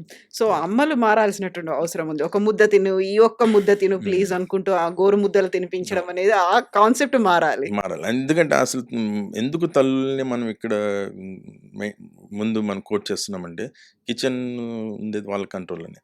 లంచ్ బాక్స్ పెట్టేది వాళ్ళే. మనకి డిన్నర్ ప్రిపేర్ చేసేది అన్నీ వాళ్ళే. అంటే బయట రెస్టారెంట్స్‌లో కుక్స్‌ని ఎడ్యుకేట్ చేయాలి. అట్ ది సేమ్ టైమ్ ఇంట్లో ఉన్న తల్లుల్ని కూడా ఎడ్యుకేట్ చేయాలి. ఇప్పుడు మీరే ఉన్నారు. మీరు రోజుకి సలాడ్ తింటారా ఇంట్లో? హోమ్ ఫుడ్డే. మీరు తినేది హోమ్ ఫుడ్డే. ఇప్పుడు నేను తినేది కూడా హోమ్ ఫుడ్డే. కానీ ఇంట్లో ఎంతమంది సలాడ్ కట్ చేసుకుంటారు? ఎంతమంది బాయిల్డ్ వెజిటబుల్స్ తింటారు? So, I don't consider only 1 or 2% of Indian population మాత్రమే ఇంట్లో డైలీ సలాడ్ తింటారు అనేది నేను అనుకుంటున్నాను. మిగతా వాళ్ళు ఎవరు 99% ఎవరు తినరు. ఇది తినకపోవడానికి కారణం ఏందంటే వాళ్ళకి తెలీదు. You have to educate. So, food is the what is why food is very much important to prevent inflammation or central obesity. అంటే దీంట్లో ఒక థియరీ ఉందండి central obesity. Why only Indian Asians మాత్రమే సెంట్రల్ ఒబేసిటీ ఉంది. So, other countries compare to east గానీ, west కంట్రీస్‌లో గానీ compare చేసుకుంటే ఓన్లీ ఇండియన్స్‌కి ఎందుకు సెంట్రల్ ఒబేసిటీ ఉంది అనేది ఒక థియరీస్ ఉన్నాయి చాలా. ఎందుకంటే జపాన్‌లోకెళ్ళినా ఎవరికీ పొట్ట కనపడదు. సౌత్ కొరియాలోకెళ్ళినా ఎవరికీ పొట్ట కనపడదు. బట్ ఎందుకు ఇండియన్స్‌కి ఉంది అనంటే జెనెటికల్లీ వాళ్ళు ఎప్పటినుంచో they are prone for central obesity. కొన్ని ఇయర్స్ నుంచి తరతరాల తాతల నుంచి ఎన్నో ఏళ్ల నుంచి ఒక 100 years or thousands of years నుంచి క్యాలిక్యులేట్ చేస్తుంటే జెనెటికల్లీ దే ఆర్ మోన్ ఫర్ సెంట్రల్ ఒబెసిటీ. అదొక ఫ్యాక్టర్ వచ్చు. ఇంకోటి థిన్ ఫ్యాట్ ఇండియన్స్ ఫినామినా అంటాం. Thin fat Indian phenomena. వాళ్ళు ఎలా ఉంటే మనుషులు చూడటానికి సన్నగా ఉంటారు, మ్మ్. కానీ ఫ్యాట్ ఎక్కువ ఉంటుంది. ఫ్యాట్ కూడా అది సెంట్రల్ ఒబెసిటీ, పొట్టలో ఎక్కువ ఉంటుంది. వాళ్ళ మజిల్ మాస్ తక్కువ ఉంటుంది. తిన్గా ఉన్నారంటే మజిల్ మాస్ తక్కువ, అంటే సన్నగా ఉన్నాడు వాడికేమవుతుంది రిస్క్ అనుకుంటారు. ఆ కనపడిన పొట్ట మాత్రం, షర్ట్ వెనకాల ఉండే పొట్ట మాత్రం ఎవరు చూడరు. That is the biggest risk factor. Thin fat Indian phenomena అంటాం. ఇది మ్మ్. Directly leads to hypertension, ఓ. Diabetes, high cholesterol levels, and ultimately సన్నగా ఉన్న వాళ్ళకి కూడా స్ట్రోక్స్ రావడం అనేది రీజన్. ఇది ఒక ఫినామినా. ఇంకొకటి థ్రిఫ్టీ ఫినామినా అంటాం. అంటే మన ఇండియన్స్లోనే ఎందుకు ఉంది అని అంటే థ్రిఫ్టీ ఫినామినా. చాలామంది వాళ్ళు కడుపులో ఉన్నప్పుడు మ్మ్. పిల్లలు మెటర్నల్ మాల్ న్యూట్రిషన్, అంటే ఫుడ్ సరిగా అందకపోవచ్చు. ఫుడ్ అంటే ఎంతసేపటికి మనం రైస్ ఒక్కటే ఆలోచన చేయకూడదండి. Protein content, nutrients Yeah. కరెక్ట్గా వెళ్తున్నాయా లేదా. ప్రోటీన్ మనం ఈరోజు ఇంత హెల్తీగా ఉన్నామంటే మన తల్లి, ఆమె కడుపులో ఉన్నప్పుడు వాళ్ళు కరెక్ట్గా ఫుడ్ అన్నీ ఈక్వల్గా తిన్నారు కాబట్టే మనం ఇంత హెల్తీగా ఉన్నాం. మరి ఎంతమంది ఇండియన్ పాపులేషన్స్లో ఎంతోమందికి మెటర్నల్ న్యూట్రిషన్ కరెక్ట్గా వెళ్తుంది. అందులో కూడా అందులో కూడా కొంతమందికి అందితే ఓన్లీ రైస్. ఇద్దరు పర్సన్స్ తినాలి నువ్వే అనేటువంటి ఒక ఫీల్, ఓవర్ ఫీడ్ అనేది ఓవర్ అవుతుంది. ఫీడ్. అక్కడ ఓవర్ ఫీడ్ చేసేటప్పుడు రైస్ ఎక్కువ పెడతారు. రైస్ కాకుండా అక్కడ ఈక్వల్ క్వాంటిటీ పెట్టాలి. సరే, ఎలాగో బాబు పుట్టాడు అనుకుందాం, అండర్ వెయిట్ పుట్టాడు. లో వెయిట్ పుట్టి చిన్నప్పటి నుంచి ఆ న్యూట్రిషన్ సరిగా అందక ఆ డిప్రివేషన్లో ఉంటారు. కొంత పెరిగిన తర్వాత ఒక ఏజ్ వచ్చి ఆయన ఎర్న్ చేసుకున్నప్పుడు ఫస్ట్ దాని మీద కాన్సన్ట్రేట్ చేసేది ఫుడ్ మీద కాన్సన్ట్రేట్ చేస్తారు. మ్మ్. నేను ఇంతకాలం సరిగ్గా తినలేదు, ఇప్పుడు తింటాననేసి వచ్చిన ఎర్నింగ్స్ అన్ని ఫుడ్ మీద ఖర్చు పెడతారు. అప్పుడు సడన్గా వెయిట్ గెయిన్ అవుతారు. కానీ ఆ వెయిట్ గెయిన్ అయిందంతా వెళ్ళి మళ్ళీ సెంట్రల్ ఒబెసిటీకి వెళ్తుంది. థ్రిఫ్టీ ఫినామినా అంటాం ఇది. చిన్నప్పుడు deprivation and later is middle ఏజ్లో ఉన్న ఓవర్ ఈటింగ్ రెండు కలిపి వచ్చే ఫినామినా అది. సో మజిల్ మాస్ సన్నగానే ఉంటుంది, మజిల్ డెవలప్ కాదు, ఫ్యాట్ ఇంప్రూవ్ అవుతుంది. మ్మ్. సో ఇవన్నీతో పాటు ఫిజికల్ ఇన్యాక్టివిటీ. మ్మ్. ఎందుకంటే ఈ ఈ మన ఎస్పెషల్లీ సౌత్ ఇండియన్స్లో ఫిజికల్ యాక్టివిటీ మీకు అసలు ఇంపార్టెన్స్ ఇవ్వరు. జిమ్కి వెళ్ళటం కానీ, లేకపోతే యోగా చేయడము, గేమ్స్ ఆడటము, వీటన్నిటికీ వాళ్ళు దానికి టైం వేస్ట్ అని అనుకుంటారు. టైం ఇన్వెస్ట్ చేయడం అనేది వాళ్ళు ఇంపార్టెన్స్ ఇవ్వరు. మన హెల్త్ మీద per day 1 hour on average spend చేయడం అనేది it is the biggest asset. అది చేస్తేనే మన హెల్త్ ఈరోజు మెయింటైన్ అయ్యేది. సో ఇవన్నీ మెయింటైన్ చేయకపోవటం వల్ల central obesity is the major incident in south India, south Asians. Central obesity is directly related to hypertension, diabetes and brain brain strokes. యూజువల్గా మాకు స్వీట్ క్రేవింగ్స్ ఉన్నాయి, Yes. స్వీట్ టూత్ ఉంది అనుకుంటే స్వీట్లు తినేవాళ్ళు, Hmm. షుగర్ బదులు మేము బ్రౌన్ షుగర్ తిన్నాం, షుగర్ బదులు మేము Hmm. బెల్లం తింటున్నాం, ఇది పెద్ద హార్మ్ఫుల్ కాదు, ఇది ఇంత Hmm. డేంజర్ కాదు అనుకునే కొంతమంది Hmm. మైండ్ సెట్ ఉంటుంది. Hmm. మేము ఆల్టర్నేట్స్ అయితే ఉన్నాయి కదా, వీఆర్ నాట్ అవాయిడింగ్ అలాంటి Hmm. ఒక ఫీల్. అవును. అదే అసలు ఈ మధ్య చాలామంది వచ్చే కాన్సెప్ట్ కొత్తగా నేర్చుకున్నారంటే కోవిడ్ తర్వాత. సో రీప్లేస్ చేశాను, వైట్ని బ్రౌన్తో రీప్లేస్ చేశాను అనుకుంటారు. వైట్స్ అవాయిడ్ వైట్స్ చేస్తాం. అవాయిడ్ చేస్తాము, బ్రౌన్ తీసుకొచ్చా ఉంటారు. అంటే సైంటిఫికల్లీ మనం క్యాలిక్యులేట్ చేసుకుంటే there is no much difference between white rice and brown rice. No difference between white sugar and brown sugar. White ఎగ్స్కి బ్రౌన్ ఎగ్స్కి డిఫరెన్స్ ఏమీ లేదు. మామూలుగా మనం తినే చక్కెరకి బెల్లంకి డిఫరెన్స్ ఏం లేదు, almost equal in terms of calories. మీరు అక్కడ పోర్షన్ కంట్రోల్ చేసుకోవాలి. ఇప్పుడు వైట్ రైస్ తిన్నా కూడా నష్టమే లేదు. కాకపోతే ఇప్పుడు వైట్ రైస్లో బాస్మతి రైస్ తినొచ్చు కొద్దిగా అనుకుంటున్నారు, కానీ సో క్వాంటిటీ మ్యాటర్స్ ఇక్కడ, కలర్ మ్యాటర్ కాదు. ఎప్పుడైనా క్వాంటిటీ మ్యాటర్స్. ఈ రాంగ్ కాన్సెప్ట్లోకి వెళ్ళిపోయి నేను బ్రౌన్ ఎంతైనా తినొచ్చు, చపాతీ ఎంతైనా తినొచ్చు అంటే రైస్ బదులు చపాతీ తింటారు, బ్రౌన్ కలర్లో ఉంటుందని. బోత్ ఆర్ సేమ్, ఈక్వల్ ఉంటుంది. క్వాంటిటీ రెడ్యూస్ చేసుకొని ప్రోటీన్ ఎంత తినాలి, కార్బోహైడ్రేట్స్ ఎంత తినాలి, షుగర్స్ కంప్లీట్గా అవాయిడ్ చేయాలి, ఫ్యాట్ ఎంత క్వాంటిటీలో తినాలి. ఆ ఫ్యాట్లో కూడా 20 to 30% ఆఫ్ ఫ్యాట్ అన్నాను కదా, దాంట్లో కూడా గుడ్ ఫ్యాట్స్ మీద ఎక్కువ కాన్సన్ట్రేట్ చేయాలి. అన్నిటికంటే ఇంపార్టెంట్ ఫైబర్ అసలు ఎవరు తినరు. ఈ ఫైబర్ కూడా కరెక్ట్ ఈక్వల్ క్వాంటిటీలో తిన్నప్పుడు మాత్రమే మనకు బ్యాలెన్స్డ్ డైట్ అవుతుంది. అది మాత్రమే. Not the brown and white. This hmm. Is the calculations. Hmm. Exactly. So, బ్రెయిన్‌కి అంటే బ్రెయిన్ స్ట్రోక్స్‌కి మనం తీసుకునేటువంటి ఫుడ్ వీటన్నిటికి డైరెక్ట్‌లీ యెస్.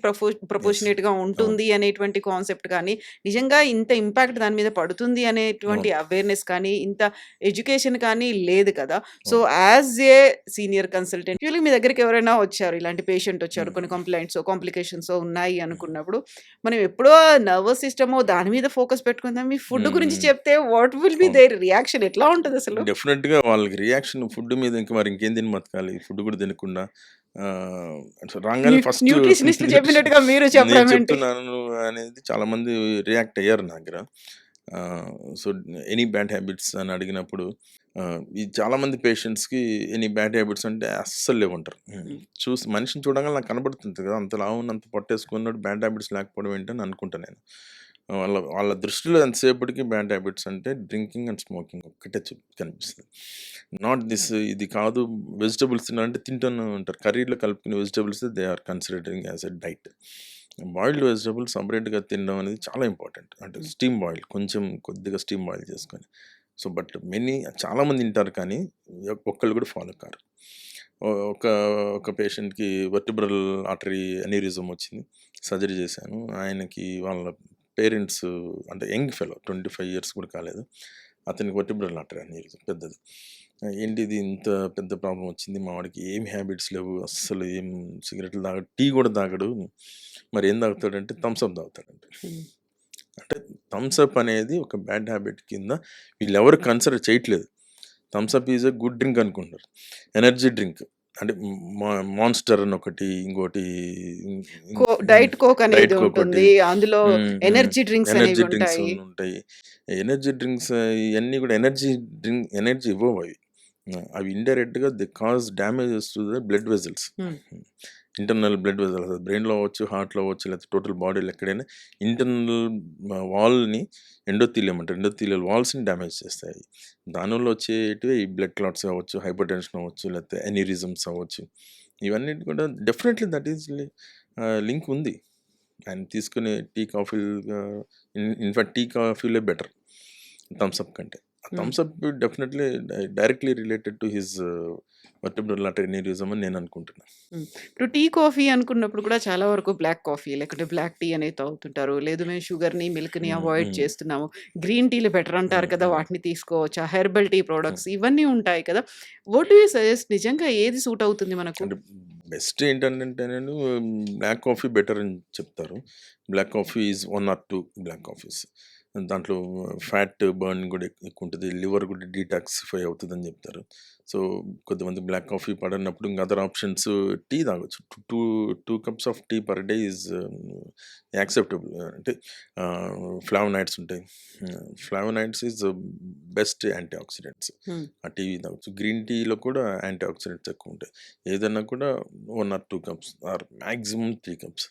మనం మార్నింగ్ నుంచి ఎవ్రీ అవర్‌కి లేకపోతే ఎవ్రీ 2 అవర్స్‌కి టీ తాగటం గానీ, కాఫీ తాగటం అనేది ఇట్ ఈస్ నాట్ అడ్వైజబుల్. హ్మ్. చైన్ స్మోకర్ లాగా టీటోట్లర్ యాహ్! అనేది అవును. కంప్లీట్‌గా ఎక్కడ హ్మ్. ఎవరు కల్పించినా గాని రోజుకంతా అవును. అది మాకు బుర్ర పని చేయదు. అవును. లేకుంటే హ్మ్. మాకు హ్మ్. పని చేయాలంటే ఒక యాక్టివ్‌గా ఉండాలంటే టీ అవును. ఉండాలి. లేట్ నైట్స్ వర్కౌట్ చేసినా, హ్మ్. లేట్ హ్మ్. నైట్ ఉండాలి మేము హ్మ్. వర్క్ చేయాలి హ్మ్. అనుకున్నప్పుడు హ్మ్. కూడా టీ తాగాలి అనుకున్నాం. ఎన్ని అవును. సజెస్ట్ చేస్తారు మీరు అదే డైలీ? 2 ఆర్ 3 3 అంతే. 3 కంటే ఎక్కువ దాటితే మళ్ళా అంటే స్లీప్ రాదు. ఒకవేళ evening time, night time work చేసే వాళ్ళకి టీ తాగుతారు. వర్క్ అయిపోయిన తర్వాత మళ్ళీ నిద్రపోవాలి కదా! నిద్ర రాదు. యూజువల్‌గా we don't suggest tea or coffee after 4 or 5 PM evening తర్వాత.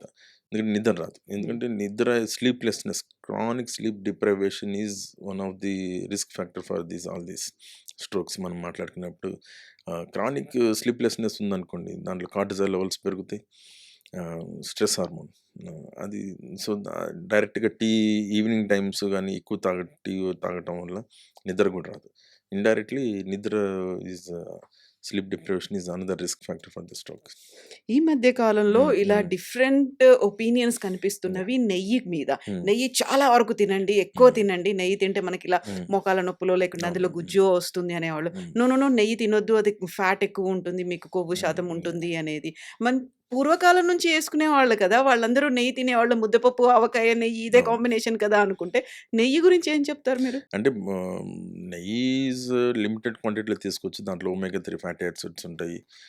That is best antioxidants కూడా ఉంటాయి. బట్ ఓన్లీ లిమిటెడ్ క్వాంటిటీ ఒక్క స్పూన్ దట్ హ్మ్. Is enough. మనం అన్నిట్లోనూ నెయ్యి ఎక్కువ వాడుతుంటే క్వాంటిటీ పెరుగుతుంది. క్యాలరీస్ పెరుగుతాయి. అట్ ద సేమ్ టైమ్ మనం తీసుకున్న ఏదైతే లిమిట్ ఉందో 20-30% ఆఫ్ ఫ్యాట్స్ లిమిట్ ఉందో లిమిట్ దాటినప్పుడు all these consider extra fat deposit అవుతుంది. అంటే పాత రోజుల్లో తిన్నారని అంటే వాళ్ళు చేసుకున్న వర్క్‌కి, మనం ఈరోజు చేస్తున్న వర్క్స్‌కి, ఫిజికల్ యాక్టివిటీస్‌కి చాలా డిఫరెన్స్ ఉంది. పాత రోజుల్లో ట్రాన్స్‌పోర్టేషన్ గూడా మనం స్కూల్స్‌కి ఎలా ఎళ్ళేవాళ్ళండి? కాలేజెస్‌కి నడిచెళ్ళేది. నడుచుకుంటూ వెళ్ళేవాళ్ళం. లేదు ఇంకొంచెం సైకిల్. రిచ్ ఉంటే సైకిల్‌లో ఎళ్ళేవాళ్ళు. ఈ రెండిటి ద్వారానే ఆ వాకింగ్ వల్ల, సైకిల్ వెళ్ళడం వల్ల ఎంత ఎనర్జీ ఖర్చవుతుంది. కానీ ఈ రోజుల్లో ఎవరెళ్తున్నారు నడుచుకుంటూ? అందరూ గూడా ట్రాన్స్‌పోర్ట్.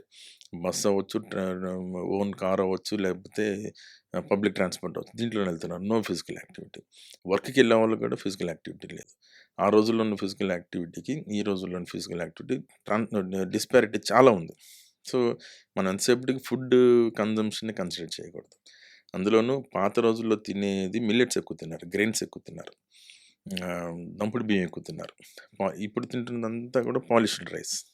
అంటే ఆఫ్‌కోర్స్ ఈ రోజుల్లో చాలామందికి అవేర్‌నెస్ పెరిగి, పాలిష్డ్ రైస్ కాకుండా పార్బాయిల్డ్ రైస్ తీసుకోవడం, మిల్లెట్స్ తీసుకోవడము, ఇదంతా అవేర్‌నెస్ వస్తుంది కానీ, but they are not including the protein and fibre content into their diet. Daily అసలు ఒకసారి ప్రోటీన్ కూడా పెంచుతున్నారు. ఇప్పుడు హ్మ్. ఈరోజు నేను కూడా చాలామందిని చూసాను, ప్రోటీన్ కంటెంట్ కూడా అందరి అవేర్‌నెస్ వచ్చేసింది. 1 gram per KG body weight protein తీసుకోండి అనేది అవేర్‌నెస్ వచ్చింది. బట్ ఫైబర్ గురించి లీస్ట్ ప్రిఫరెన్స్. ఫైబర్ ఎవ్వరు కూడా దాన్ని ఒక డైట్‌లో ఇంక్లూడ్ చేయట్లేదు. They are not considering it as. ఇది ఇంక్లూడ్ చేయట్లేదు. ఏదైతే డెజర్ట్స్, స్వీట్స్ ఏది వద్దనుకుంటున్నామో అది మాత్రం అవాయిడ్ చేయట్లేదు. మనం ఏం తింటున్నాము, ఎంత హ్మ్. తింటున్నాము, ఎప్పుడు హ్మ్. తింటున్నాము. ఈ హ్మ్. మూడిటి మీద ఫోకస్ పెట్టాలి అంటే, ఎప్పుడు తింటున్నాము అంటున్నప్పుడు ఈ మధ్యన ఇంటర్మీడియేట్ ఫాస్టింగ్ యెస్. అనేది యెస్. వస్తుంది. యెస్. యెస్. లేకపోతే మార్నింగ్ బ్రేక్‌ఫాస్ట్‌ని స్కిప్ చేయండి అని కొంతమంది అంటారు. లేదు హెవీ లోడ్ అనేది బ్రేక్‌ఫాస్ట్‌లో తీసుకోండి డే అంతా హ్మ్. తగ్గుతుంది అనేవాళ్ళు యాహ్! ఉంటారు.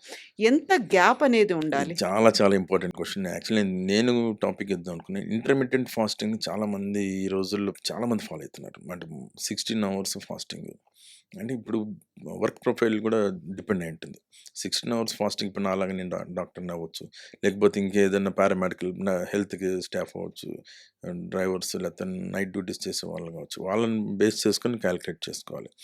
ఇంటర్మిటెంట్ ఫాస్టింగ్‌ని బ్లైండ్‌గా అడాప్ట్ చేసుకోకుండా హ్మ్. ఆహ్, నైట్ టైమ్ ఫుడ్ ఆల్మోస్ట్ ఇప్పుడు అక్షయ్ కుమార్ 5 లోపల తినేయమంటాడు. లేకపోతే ఇంకా కొంతమంది చాలామంది డైటీషియన్స్ 6 లోపల తినేయమంటారు. హ్మ్. 6 తర్వాత ఏమి తినొద్దంటారు. ఫిల్మ్ స్టార్స్ అందరూ 6కి లాస్ట్. కానీ వాళ్ళు ఆ తర్వాత వాళ్ళేం చేయరు. ఎందుకంటే మార్నింగ్ 5:00 లేసి సెట్స్‌కెళ్తారు కాబట్టి 6 తర్వాత ఎళ్లి 7కి, 8కి పడుకునేస్తారు. కానీ మనకున్నటువంటి అదర్ ప్రొఫెషన్స్ వాళ్ళు పడుకునేసరికి 10, 11 అవుతుంది. నువ్వు 6 తిని తర్వాత 5 అవర్స్ ఎంప్టీ స్టమక్ తోటి యూ కాంట్ సస్టైన్ కాలేరు. వర్క్ చేయలేరు. అంటే okay. 7, 8 is also okay. But don't eat much. హ్మ్. డిన్నర్‌లో చాలా తక్కువ తీసుకున్నారు. చాలామంది అంటే ఆల్మోస్ట్ 600-800 క్యాలరీస్ వరకు లిమిట్ చేసుకోవాలి. దాంట్లో కూడా డిన్నర్‌లో చాలామంది ఫాలో అయ్యేది ఎవ్వరు కూడా ఫైబర్ తీసుకోరు. డిన్నర్‌లో కూడా ఫైబర్ ఇంపార్టెంట్. కొంతమందేంటంటే నైట్ టైము ఆహ్, టిఫిన్స్ తింటారు. నైట్ టైమ్ టిఫిన్స్ తింటాం. మేము అసలు అన్నం తినం అంటారు. హ్మ్. టిఫిన్స్‌లో ఏం తింటారో ఎవడికి తెలీదు. మొత్తం అన్నీ కూడా కార్బోహైడ్రేట్సే. ఉప్మా తింటారు, లేకపోతే ఇడ్లీ తింటారు. So, idli is somehow better. Upma, fruits అన్నీ కలిపి చూస్తే మళ్ళీ దాంట్లో కూడా ప్రోటీన్ లేదు, ఫైబర్ లేదు. అంతా carbohydrate content.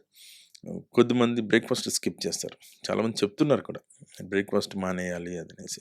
That is also not so good. Advisable. Not advisable. ఎందుకంటే ఈచ్ మీల్‌కి మధ్యలో గ్యాప్ పెరిగిందనుకుంటే మనకు ఆకలి పెరుగుతది. ఆకలి పెరిగితే వెంటనే ఎక్కువ తినేసి, ఎక్కువ కన్జ్యూమ్ చేస్తాము. స్పీడ్‌గా కన్జ్యూమ్ చేస్తాము. So, one more myth is స్పీడ్‌గా తినటం. ఆహ్, అది స్పీడ్‌గా తినకూడదు ఎప్పుడు గూడా. స్లోగా తినాలి. మనకు 20 మినిట్స్, హాఫ్ అన్ అవర్ తినడం అనేది ఇంకా చాలా మంచిది గూడా. వావ్! హుహు. ఇది చాలా ఇంపార్టెంట్. ఇంతసేపు ఎందుకు తింటున్నావు? 5 మినిట్స్‌లో అంత తినేసి మెల్లిగా 10 తినాలా? మినిట్స్‌లో తినేసి ఎళ్ళిపోవాలి అనేది పాత రోజుల్లో చెప్పేది ఇంట్లో వాళ్ళు పేరెంట్స్ గానీ, ఫ్రెండ్స్ గానీ చెప్పేది అంతా గూడా అది రాంగ్ కాన్సెప్ట్. మీరు స్లోగా తింటే 10-15 మినిట్స్‌కి మన సటిటీ సెంటర్ యాక్టివేట్ అవుతది. బ్రెయిన్‌కి మనం తిన్న ఫుడ్ సిగ్నల్స్ బ్రెయిన్‌కి ఎళ్ళేది హ్మ్. 15 మినిట్స్ పడతది సటిటీ సెంటర్. సటిటీ అనగానే ఆకలి ఇంక చాలు అని చెప్పేస్తది. సిగ్నల్ ఎళ్ళిపోతది. మనం తక్కువ తింటాం. హ్మ్. లేదంటే మనం ఎక్కువ తింటాం. స్పీడ్‌గా తింటే ఆ సెంటర్‌కి సిగ్నల్ ఎళ్ళి మనకి ఫుడ్డు ఇంక చాలు అనే సిగ్నల్ వచ్చేలోపు మనం చాలా తినేసుంటాం. సో, స్లోగా గ్రైండ్ చేస్తూ తినడం అనేది కూడా it is one of the important finding. Each మీల్‌కి గ్యాప్ ఇవ్వకూడదు. హ్యాపీగా 3 మీల్స్ తినండి ఫ్రీక్వెంట్‌గా. బట్ క్వాంటిటీస్ తక్కువ. అంటే I'm contradicting the intermittent fasting. అవును. బట్ ఇంటర్మిటెంట్ ఫాస్టింగ్ నేనైతే యాజ్ ఏ న్యూరో సర్జన్ నేను ఐయామ్ నాట్ అడ్వైజింగ్. ఒకవేళ తినాలనుకున్నప్పుడు నాట్ 16 అవర్స్, హ్మ్. 12 అవర్స్‌కి మీరు స్టిక్ ఆన్ అవ్వండి. ఈవినింగ్ 6 ఆర్ 7కి క్లోజ్ చేసినా కూడా మార్నింగ్ మళ్ళీ తినేసరికి ఆల్మోస్ట్ 9 అవుతుంది. 9 ఏమన్నా ఆల్మోస్ట్ 12 అవర్స్ అయిపోతుంది. 12 అవర్స్ ఈజ్ ఎనఫ్. హ్మ్. Not 16 hours. హ్మ్. సో, ఇప్పుడు మనకి బ్రెయిన్ స్ట్రోక్స్ మీద ఫోకస్ యాహ్! పెట్టుకొని దాన్ని అవాయిడ్ చేసుకోవాలి. హ్మ్. మిగతా అన్నిటిలాగే బ్రెయిన్ స్ట్రోక్ గురించి ఆలోచించాలి. And hmm. అవన్నిటికి కూడా అండర్‌లయింగ్‌గా what we are yes. Eating అనే దాని హ్మ్. మీదే అవును. ఉంటుంది అవును. కాబట్టి హ్మ్. హెల్తీ ఫుడ్ హ్యాబిట్స్ లేకుంటే అక్కడ ఉన్నటువంటి మనకి హ్మ్. ప్రోటీనో లేకుంటే బ్యాలెన్స్డ్ డైటో, అవును. రెయిన్‌బో డైట్సో, కీటో డైట్స్ హ్మ్. ఇవన్నీ ఉన్నాయి కదా! ఏది మనకు సూట్ అవుతుంది? ఏది మనం అవాయిడ్ చేయాలి? ఏది హ్మ్. బ్యాలెన్స్‌డ్‌గా హ్మ్. ఉంటుంది? ఇవన్నీ ఆలోచించుకొని నా బాడీ నేను yes. Yes. What I yes. Yam హ్మ్. ఈటింగ్ హ్మ్. And what I am avoiding హ్మ్. మైండ్‌లో ఎలా ఫిక్స్ చేసుకోవాలి మనం? అంటే ఇప్పుడు చాలామంది మాట్లాడు కీటో డైట్ అవ్వచ్చు, లేకపోతే బ్యాలెన్స్‌డ్ డైట్, క్రాష్ డైట్ చాలా డిఫరెంట్ అవ్వచ్చు. నేనిప్పుడు మాట్లాడిన వీగన్ డైట్ ఉంది వేగన్ మధ్యలో. డౌట్స్ ఉన్నాయి. నేనిప్పుడు మాట్లాడిన ప్రోటీన్ కంటెంట్ ఇంత, లేకపోతే వెజిటబుల్స్ ఇంత, కార్బోహైడ్రేట్స్ ఇంత, ఫ్యాట్స్ ఇంత, ఫైబర్ ఇంత అని చెప్పినప్పుడు పబ్లిక్ అందరూ కన్‌ఫ్యూజ్‌కెళ్ళిపోతారు. ఇంత చేసుకోవాలంటే నాకు సెపరేట్ కుక్ అన్నా ఉండాలి, లేకపోతే సెపరేట్ రెస్టారెంట్ అంత ఉండాలి. టైము లేదు. టైము లేదు. నేను ఎలా ఫాలో అవ్వాలి? అని చాలామందికి ఉన్నటువంటి కన్‌ఫ్యూజన్ ఏమీ లేదు. పొద్దున్నే లేసి మనం తీసుకునే డైట్‌లో ఇడ్లీ తినొచ్చు డైలీ. డైలీ కొంత ఇడ్లీ, కొంత వెజిటబుల్స్ ఉప్మా తినొచ్చండి. సో, అదర్ ఆల్టర్‌నేటివ్ కింద డైలీ ఇడ్లీ హ్మ్. తినకపోయినా ఓట్స్ తోటి మిక్స్‌డ్ విత్ వెజిటబుల్స్ మనకి క్యారెట్, కీర, బీన్స్ ఇయన్నీ మిక్స్ చేసుకుంటే అదొక లిమిటెడ్ క్వాంటిటీ. ఒక చిన్న ఫ్రూట్ తింటే బ్రేక్‌ఫాస్ట్ అయిపోతుంది. మధ్యలో స్నాక్స్‌లో నట్సే తినాలి. నట్స్ ఆర్ కీర. హ్మ్. డిన్నర్‌లో ఒక రోటీ ఆర్ 2 రోటీస్, కొంచెం రైస్, దాల్ ఉంటుంది. మన పన్నీర్ తినొచ్చు, చికెన్ తినొచ్చు, ఫిష్ తినొచ్చు, ఎగ్ ఇవన్నీ కూడా డైలీ మన ఇంట్లో చేసుకునే రెగ్యులర్‌గా ఈజీగా చేసుకునేది. దాంతో పాటు చాలా ఇంపార్టెంట్ కీర కట్ చేసుకోండి. కీర ఆర్ సలాడ్. అది కూడా మనకేమి పెద్ద పెద్ద రెస్టారెంట్స్ అక్కర్లేదు. ఒక స్పెషల్ నేమ్ కూడా అక్కర్లేదు. కానీ ఇదంతా అయిన తర్వాత కొంచెం అన్నా లిమిటెడ్‌గా అన్నా కర్డ్ తినడం ఇంపార్టెంట్. అంటే that acts as a probiotic. అది కూడా హ్మ్. గట్ హెల్త్ ఇంప్రూవ్ చేస్తుంది. మళ్ళీ డిన్నర్‌లోకెళ్ళినప్పుడు సేమ్ రోటీ మీరు ఎవరు లేకపోతే కొంచెం హ్మ్. Rice, roti anything is okay. Fibre ఎక్కువ తినాలి డిన్నర్‌లో కూడా. యాహ్! డిన్నర్ క్వాంటిటీ తగ్గించుకోండి. బ్రేక్‌ఫాస్ట్ క్వాంటిటీ ఎక్కువ పెట్టుకోండి. అంటే సేయింగ్ ఉంది కదా! Breakfast eat like a lion, lunch eat like a man, dinner eat like a saint అంటాం. ఒక ఒక సాధువు గాని, ఒక సన్యాసి గాని ఎంత తినేది తక్కువ కొంచెం రైట్ ఎంతెల్ చాలా తక్కువ. ఏం అవాయిడ్ చేయాల్సిన అవసరం లేదు. మధ్యలో స్నాక్స్‌లోకెళ్ళి ఇరానీ చాయ్స్, ఉస్మానియా బిస్కెట్స్, లేకపోతే pizza, burgers, ah, night night party కోసం డే అంతా డే ఖాళీ అంతా కడుపు ఖాళీ పెట్టుకొని పెట్టుకోవాల్సి ఉండేవాళ్ళుంటారు. This is one important finding. చాలామంది ఒక దావత్ ఫంక్షన్‌కెళ్ళినప్పుడు నేను మా ఫ్రెండ్స్‌లో కూడా చాలామందిని చూశాను. ఫ్రెండ్స్ ఒక ఫంక్షన్స్‌కెళ్తున్నప్పుడు ఉంది అనంటే ఈవినింగ్ మధ్యాహ్నం నుంచి ఏం తినరు. ఖాళీగా పెట్టుకుంటారు. 2 డేస్‌కి సరిపడా తినేస్తారు అక్కడికెళ్ళి. యాహ్! 2 డేస్ కంటే ఆల్మోస్ట్ 3000-3400, 4000 క్యాలరీస్ అంతా ఒకేసారి తింటారు. అది ఎలాగో 2 డేస్ ఉండదు. రేపు మార్నింగ్‌కి ఎంప్టీ అయిపోతాయి స్టమక్‌లో. బట్ మిగతా ఎక్స్‌ట్రా తిన్న ఈ 2000 క్యాలరీస్ అన్నీ తీసుకెళ్ళి సెంట్రల్‌లో బెస్ట్. హ్మ్. మీరు ఎప్పుడైతే ఆ 2 డేస్ మిగిలించుకుందాం అని అనుకుంటున్నారో, ఈ డబ్బులన్నీ తీసుకెళ్ళి బ్లడ్ టెస్ట్‌లకి, హాస్పిటల్స్‌కి, మెడిసిన్స్‌కి పెడతారు. So, that is one of the worst habit. ఇంకొకటి ఆహ్, ఇందాక చెప్పినట్టు ఇంట్లో ఒక స్నాక్స్ మెయింటైన్ చేయకూడదండి ఎప్పుడు కూడా. ఎవరైనా ఇంటికెళ్ళినప్పుడు సడెన్‌గా చిప్స్, పకోడీ లేకపోతే బజ్జీలు గబగబా వేసి లేకపోతే ఇచ్చేస్తారు. అప్పటికప్పుడు ఆన్‌లైన్‌లో ఆర్డర్ పెట్టుకుంటాం. అప్పటికన్నా ఆన్‌లైన్ పెడతారు. డ్రింక్స్ ఇస్తారు, కూల్ డ్రింక్స్. నాకు టీ అలవాట్లేదని కానీ కూల్ డ్రింక్ తెచ్చిస్తారు. కూల్ డ్రింక్ తాగకూడదు మంచిది అంటే రియల్ ఫ్రూట్ జ్యూస్ తీసుకొచ్చారు. ఇట్ ఈస్ ఫ్రెష్ ఫ్రూట్ అంటారు. లేకపోతే ఇంకోటి తీసుకుంటారు, రా అనే ఒక కంపెనీ ఉంది. ఇది కూడా ఫ్రెష్ ఫ్రూట్, ఇది లేదు ఆర్గానిక్, పేరు చూసి ఆర్గానిక్ అంటారు. ఎక్కడ ఏమి ఉండదు ఆర్గానిక్ అనేటి, ఏది ఉండదు, అన్ని స్టోర్డ్. అంత స్టోర్ ఉన్నాయంటే ప్రిజర్వేటివ్స్. ఆర్టిఫిషియల్ స్వీట్నర్స్ ఉంటాయి, ప్రిజర్వేటివ్స్ ఉంటాయి. ఇవన్నీ definitely it leads to major health hazards. Hmm. అవి మార్చుకోవాలి హ్యాబిట్స్. దాని బదులు సింపుల్‌గా మజ్జిగ తాగేస్తే సరిపోతుంది. హ్యాపీ, దట్స్ సో చాలా బెటర్. ఒక చిన్న ఫ్రూట్ కట్ చేసుకోవచ్చు, 5 మినిట్స్లో అయిపోతుంది. అది స్టోర్ చేసుకోండి ఇంట్లో కావాలంటే. ఫ్రూట్స్ పెట్టుకోండి, వెజిటబుల్స్ పెట్టుకోండి. స్నాక్స్, పిజ్జాలు, బర్గర్లు కాకుండా చిప్స్ ఈజ్ మేజర్. చిప్స్లో సాల్ట్ ఎక్కువ ఉంటుంది. హ్మ్. చిప్స్లో అస్సలు తీసుకోకూడదు. మళ్ళీ పికిల్స్, ఊరగాయలు మనం ఊరగాయలు అది లేనిదే ఎవరు తినరు ఈ రోజుల్లో. కానీ అది that is one of the biggest risk factor for the hyper tension. హ్మ్. సో, ఇవన్నీ విన్న తర్వాత ఇప్పుడు మళ్ళీ నేను బ్రెయిన్ స్ట్రోక్‌కి కనెక్ట్ చేసుకుంటే డెఫినెట్లీ. ఏం తినాలి? ఏం తినొద్దు? సింపుల్‌గా చెప్పమంటే ఏం చెప్తారు? సింపుల్గా అంటే ఖచ్చితంగా ప్రతి మీల్లో ఒక్కటి రోజుతో అయిపోయేది కాదు ఇది. అవును. ఒక లైఫ్ రోజు లాంగ్ తింటూనే తిన్నాము, ఉండాలి 2 3 రోజుల్లో పూటలు. మూడు రోజులతో అయిపోయింది, వారంలో అయిపోయింది కాదు. ఈచ్ బ్రేక్ఫాస్ట్, లంచ్, డిన్నర్లలో ఖచ్చితంగా కొంత ప్రోటీన్ ఉండాలి, ఫైబర్, వెజిటబుల్స్ అంతా ఉండాలి. ఇప్పుడు నేను నాన్ వెజ్ తినొద్దని కాదు కదా, డైలీ తినేవాళ్ళు కూడా ఉంటారు. బట్ క్వాంటిటీస్, వెజిటబుల్స్తో పాటు ఖచ్చితంగా ఇది ఉండాలి. కొంచెం ఫ్రూట్, చిన్న ఫ్రూట్, కర్డ్, నార్మల్ డైట్, మనం స్పెషల్గా తయారు చేసుకున్న డైట్ కాదు. వీటన్నిటితో పాటు ఫిజికల్ యాక్టివిటీ కంపల్సరీ ఉండాలి. రెగ్యులర్ హైపర్ టెన్షన్ చెకప్ ఉండాలి. ఒకవేళ is 130, 140 is also consider as hyper tension. యూజువల్గా ఇమీడియట్గా వెళ్ళి బ్లడ్ టెస్టులు చేసుకోవడం, లేకపోతే కన్సల్టెంట్ని అప్రోచ్ అవ్వడం ఇంపార్టెంట్. డయాబెటీస్ మేనేజ్మెంట్, డయాబెటీస్ ఒక్క రోజుతోటి కంట్రోల్ ఉంది అంటే కాదు. Through out the year, through out మన రెస్ట్ ఆఫ్ ద లైఫ్ మొత్తం ఎవ్రీ టైం అది కంట్రోల్లో ఉండాలి. అది కంట్రోల్ ఉండాలంటే మన ఫిజికల్ యాక్టివిటీ డైలీ ఉండాలి. వెయిట్ మేనేజ్మెంట్ ఉండాలి. సెంట్రల్ ఒబెసిటీని కంప్లీట్గా మ్యాక్సిమం వీలైనంత వరకు తగ్గించుకోవాలి. స్ట్రెస్ తగ్గించుకోవాలి. స్లీప్ ప్యాటర్న్ అనేది ఖచ్చితంగా, sleep deprivation is major risk factor for many diseases. Snoring, headache, migraine, hyper tension, diabetes, heart strokes, అన్నిటికీ కూడా స్లీప్ ఈజ్ బిగ్గెస్ట్ ఛాలెంజ్. అది కంట్రోల్లో ఉంచుకోవాలి. ఇంకా అదర్ రిస్క్ ఫ్యాక్టర్స్ మనం మాడిఫై చేయలేం. ఏజ్, లేకపోతే ఫ్యామిలీ హిస్టరీ ఆఫ్ స్ట్రోక్స్, ఇది మాడిఫై చేయలేం. అట్లీస్ట్ మన చేతిలో ఉన్న బింజ్ ఈటింగ్ని కూడా కంట్రోల్ చేసుకోవాలి. ఇంకో సినిమాలో మనోజ్ బాజ్పేయి అంటాడు. మనోజ్ బాజ్పేయి ఒక డాక్టర్ దగ్గరికి వెళ్ళినప్పుడు, బాబు నీకు పోయినసారి కంటే ఇప్పుడు హైపర్ టెన్షన్ ఇంకా కంట్రోల్ రాలేదు, షుగర్ కూడా కంట్రోల్ లేదు, నువ్వు ఇప్పుడు తినొద్దని చెప్పి లేచి వెళ్ళిపోతుంటాడు. ఏంటి వెళ్ళిపోతున్నా, నేను చెప్పింది ఇంకా కంప్లీట్ తెలుసా డాక్టర్, తిండి తగ్గించు, మందు తగ్గించు, సిగరెట్ తగ్గించు, స్ట్రెస్ తగ్గించు, ఇంకెందుకు నేను బతకడు దీని అమ్మ జీవితం అనేసి వెళ్ళిపోతుంటాడు. అంటే అది చాలా ఫన్నీగా ఉంటుంది ఆ సీన్. బట్ అందరూ దాన్ని టేక్ ఇట్ ఈజీగా తీసేసుకుంటారు. ఖచ్చితంగా షుగర్ తగ్గించాలి, హైపర్ టెన్షన్ కంట్రోల్లో పెట్టుకోవాలి, డైట్ తగ్గించాలి, ఫిజికల్ యాక్టివిటీ పెంచాలి, స్ట్రెస్ తగ్గించాలి, స్లీప్ రెగ్యులేట్ చేసుకోవాలి. ఆల్ దీస్ ఫ్యాక్టర్స్ మనం హెల్తీగా ఉంటేనే మన ఫ్యామిలీకి, సొసైటీకి మనం ఏదైనా చేయాలంటే, నువ్వు జాబ్ చేస్తున్నావు అంటే ఇండైరెక్ట్లీ కంపెనీకి గ్రోత్కి మీరు హెల్ప్ చేసినట్టే. That indirectly tax to the nation. So entire nation కూడా మీ మీద డిపెండ్ అయి ఉంటుంది. అంటే ఇంకొకటి ఫైనల్గా నేను చెప్పాలనుకుంది ఏంటంటే, యంగ్ ఏజ్ గ్రూప్లో 18 ఇయర్స్ సరిపోని 30 ఇయర్స్ అనుకుంది, 30 to 40 ఇయర్స్, 50 ఇయర్స్ మధ్యలో ఉన్న యంగ్ ఇండివిజువల్స్కి ఈ రోజుల్లో స్ట్రోక్ ఇన్సిడెంట్స్ చాలా పెరిగింది. 2000 ఇయర్ నుంచి చూస్తే ఇప్పుడు చూస్తే డబల్ అయింది. అంటే నెంబర్ ఆఫ్ వీళ్ళందరూ ఎంప్లాయీస్, ఫ్యామిలీ హెడ్స్, వీళ్ళు సిక్ అయ్యి హాస్పిటల్ అడ్మిట్ అయ్యి ఒక 3 months or 6 months loss of పేలో ఉంటే how economically how bread impact it ఎర్నర్స్‌కి. ఈస్. బ్రెడ్ ఎర్నర్స్ పోతే ఫ్యామిలీకి, అట్ ద సేమ్ టైం కంపెనీస్కి, నేషన్కి ట్రూ. మొత్తం కూడా it is biggest loss. Health ఒక ఇండివిజువల్స్ సరిగ్గా తీసుకోకపోవడం వల్ల.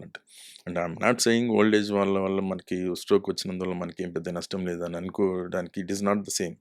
బట్ అందులోనూ మన ఇండియాలో యంగర్ పాపులేషన్ ఎక్కువ ఉన్నారు. సో యంగర్ పాపులేషన్ వాళ్ళ హెల్త్ని మెయింటైన్ చేయాలంటే that has to start from the kitchen of మన కిచెన్ నుంచి స్టార్ట్ అవుతుంది హెల్త్. అక్కడి నుంచి స్టార్ట్ అయ్యి మళ్ళీ తిరిగి వచ్చి మన బెడ్రూమ్ దగ్గర ఎండ్ అవుతుంది. ప్రశాంతంగా అన్ని ప్రాబ్లమ్స్ బయట వదిలేసి మనం ఎప్పుడైతే వచ్చి పడుకొని ప్రశాంతంగా నిద్రపోతున్నామో ఆ రోజు మాత్రమే మన హెల్త్ మెయింటైన్ అవుతుంది. ఎవరైతే ఏ టెన్షన్స్ లేకుండా నిద్రపోతారో he is the richest person in the entire world. ఇలా పడుకోగానే అలా ఎప్పుడు నిద్రపోతుందో అతనే రిచెస్ట్ పర్సన్. డాక్టర్, మనం ఒబేసిటీ అని మాట్లాడుకుంటాం. ఇవన్నీ మాట్లాడుకున్నప్పుడు బిఎంఐని మెజర్ చేయాలి. దాన్ని బేస్ చేసుకొని మనం ఒబేసా లేకుంటే కాదా అనేది ఉంటుంది. బట్ ఇప్పుడు బ్రెయిన్ స్ట్రోక్ దానికి సంబంధించి బిఎంఐకి కూడా ఏమైనా కనెక్షన్ ఉంటుందా?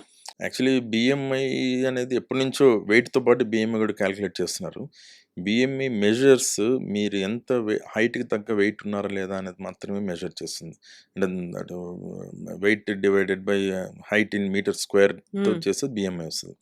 ఎంత వెయిట్ ఉన్నారనే చెప్తుంది, కానీ మీ బాడీలో ఎంత ఫ్యాట్ ఉంది, ఆ ఫ్యాట్ ఎక్కడ స్టోర్ అయింది, ఎంత క్వాంటిటీ ఉంది అనేది బిఎంఐలో తెలియదు. ఎంతసేపు weight is not the criteria. ఎంతసేపు లావుగా ఉన్నవాడే రిస్క్ అని కాదు, సన్నగా ఉన్న వాళ్ళు కూడా రిస్క్లో ఉన్నారు. దాని నుంచి మనం మాట్లాడుకున్నప్పుడు ఫ్యాట్ కంటెంట్. సో దానికి బెటర్ ఏంటంటే waist hip ratio. So BMI is no longer consider as a parameter to assess the risk of the stroke or brain stroke or heart stroke.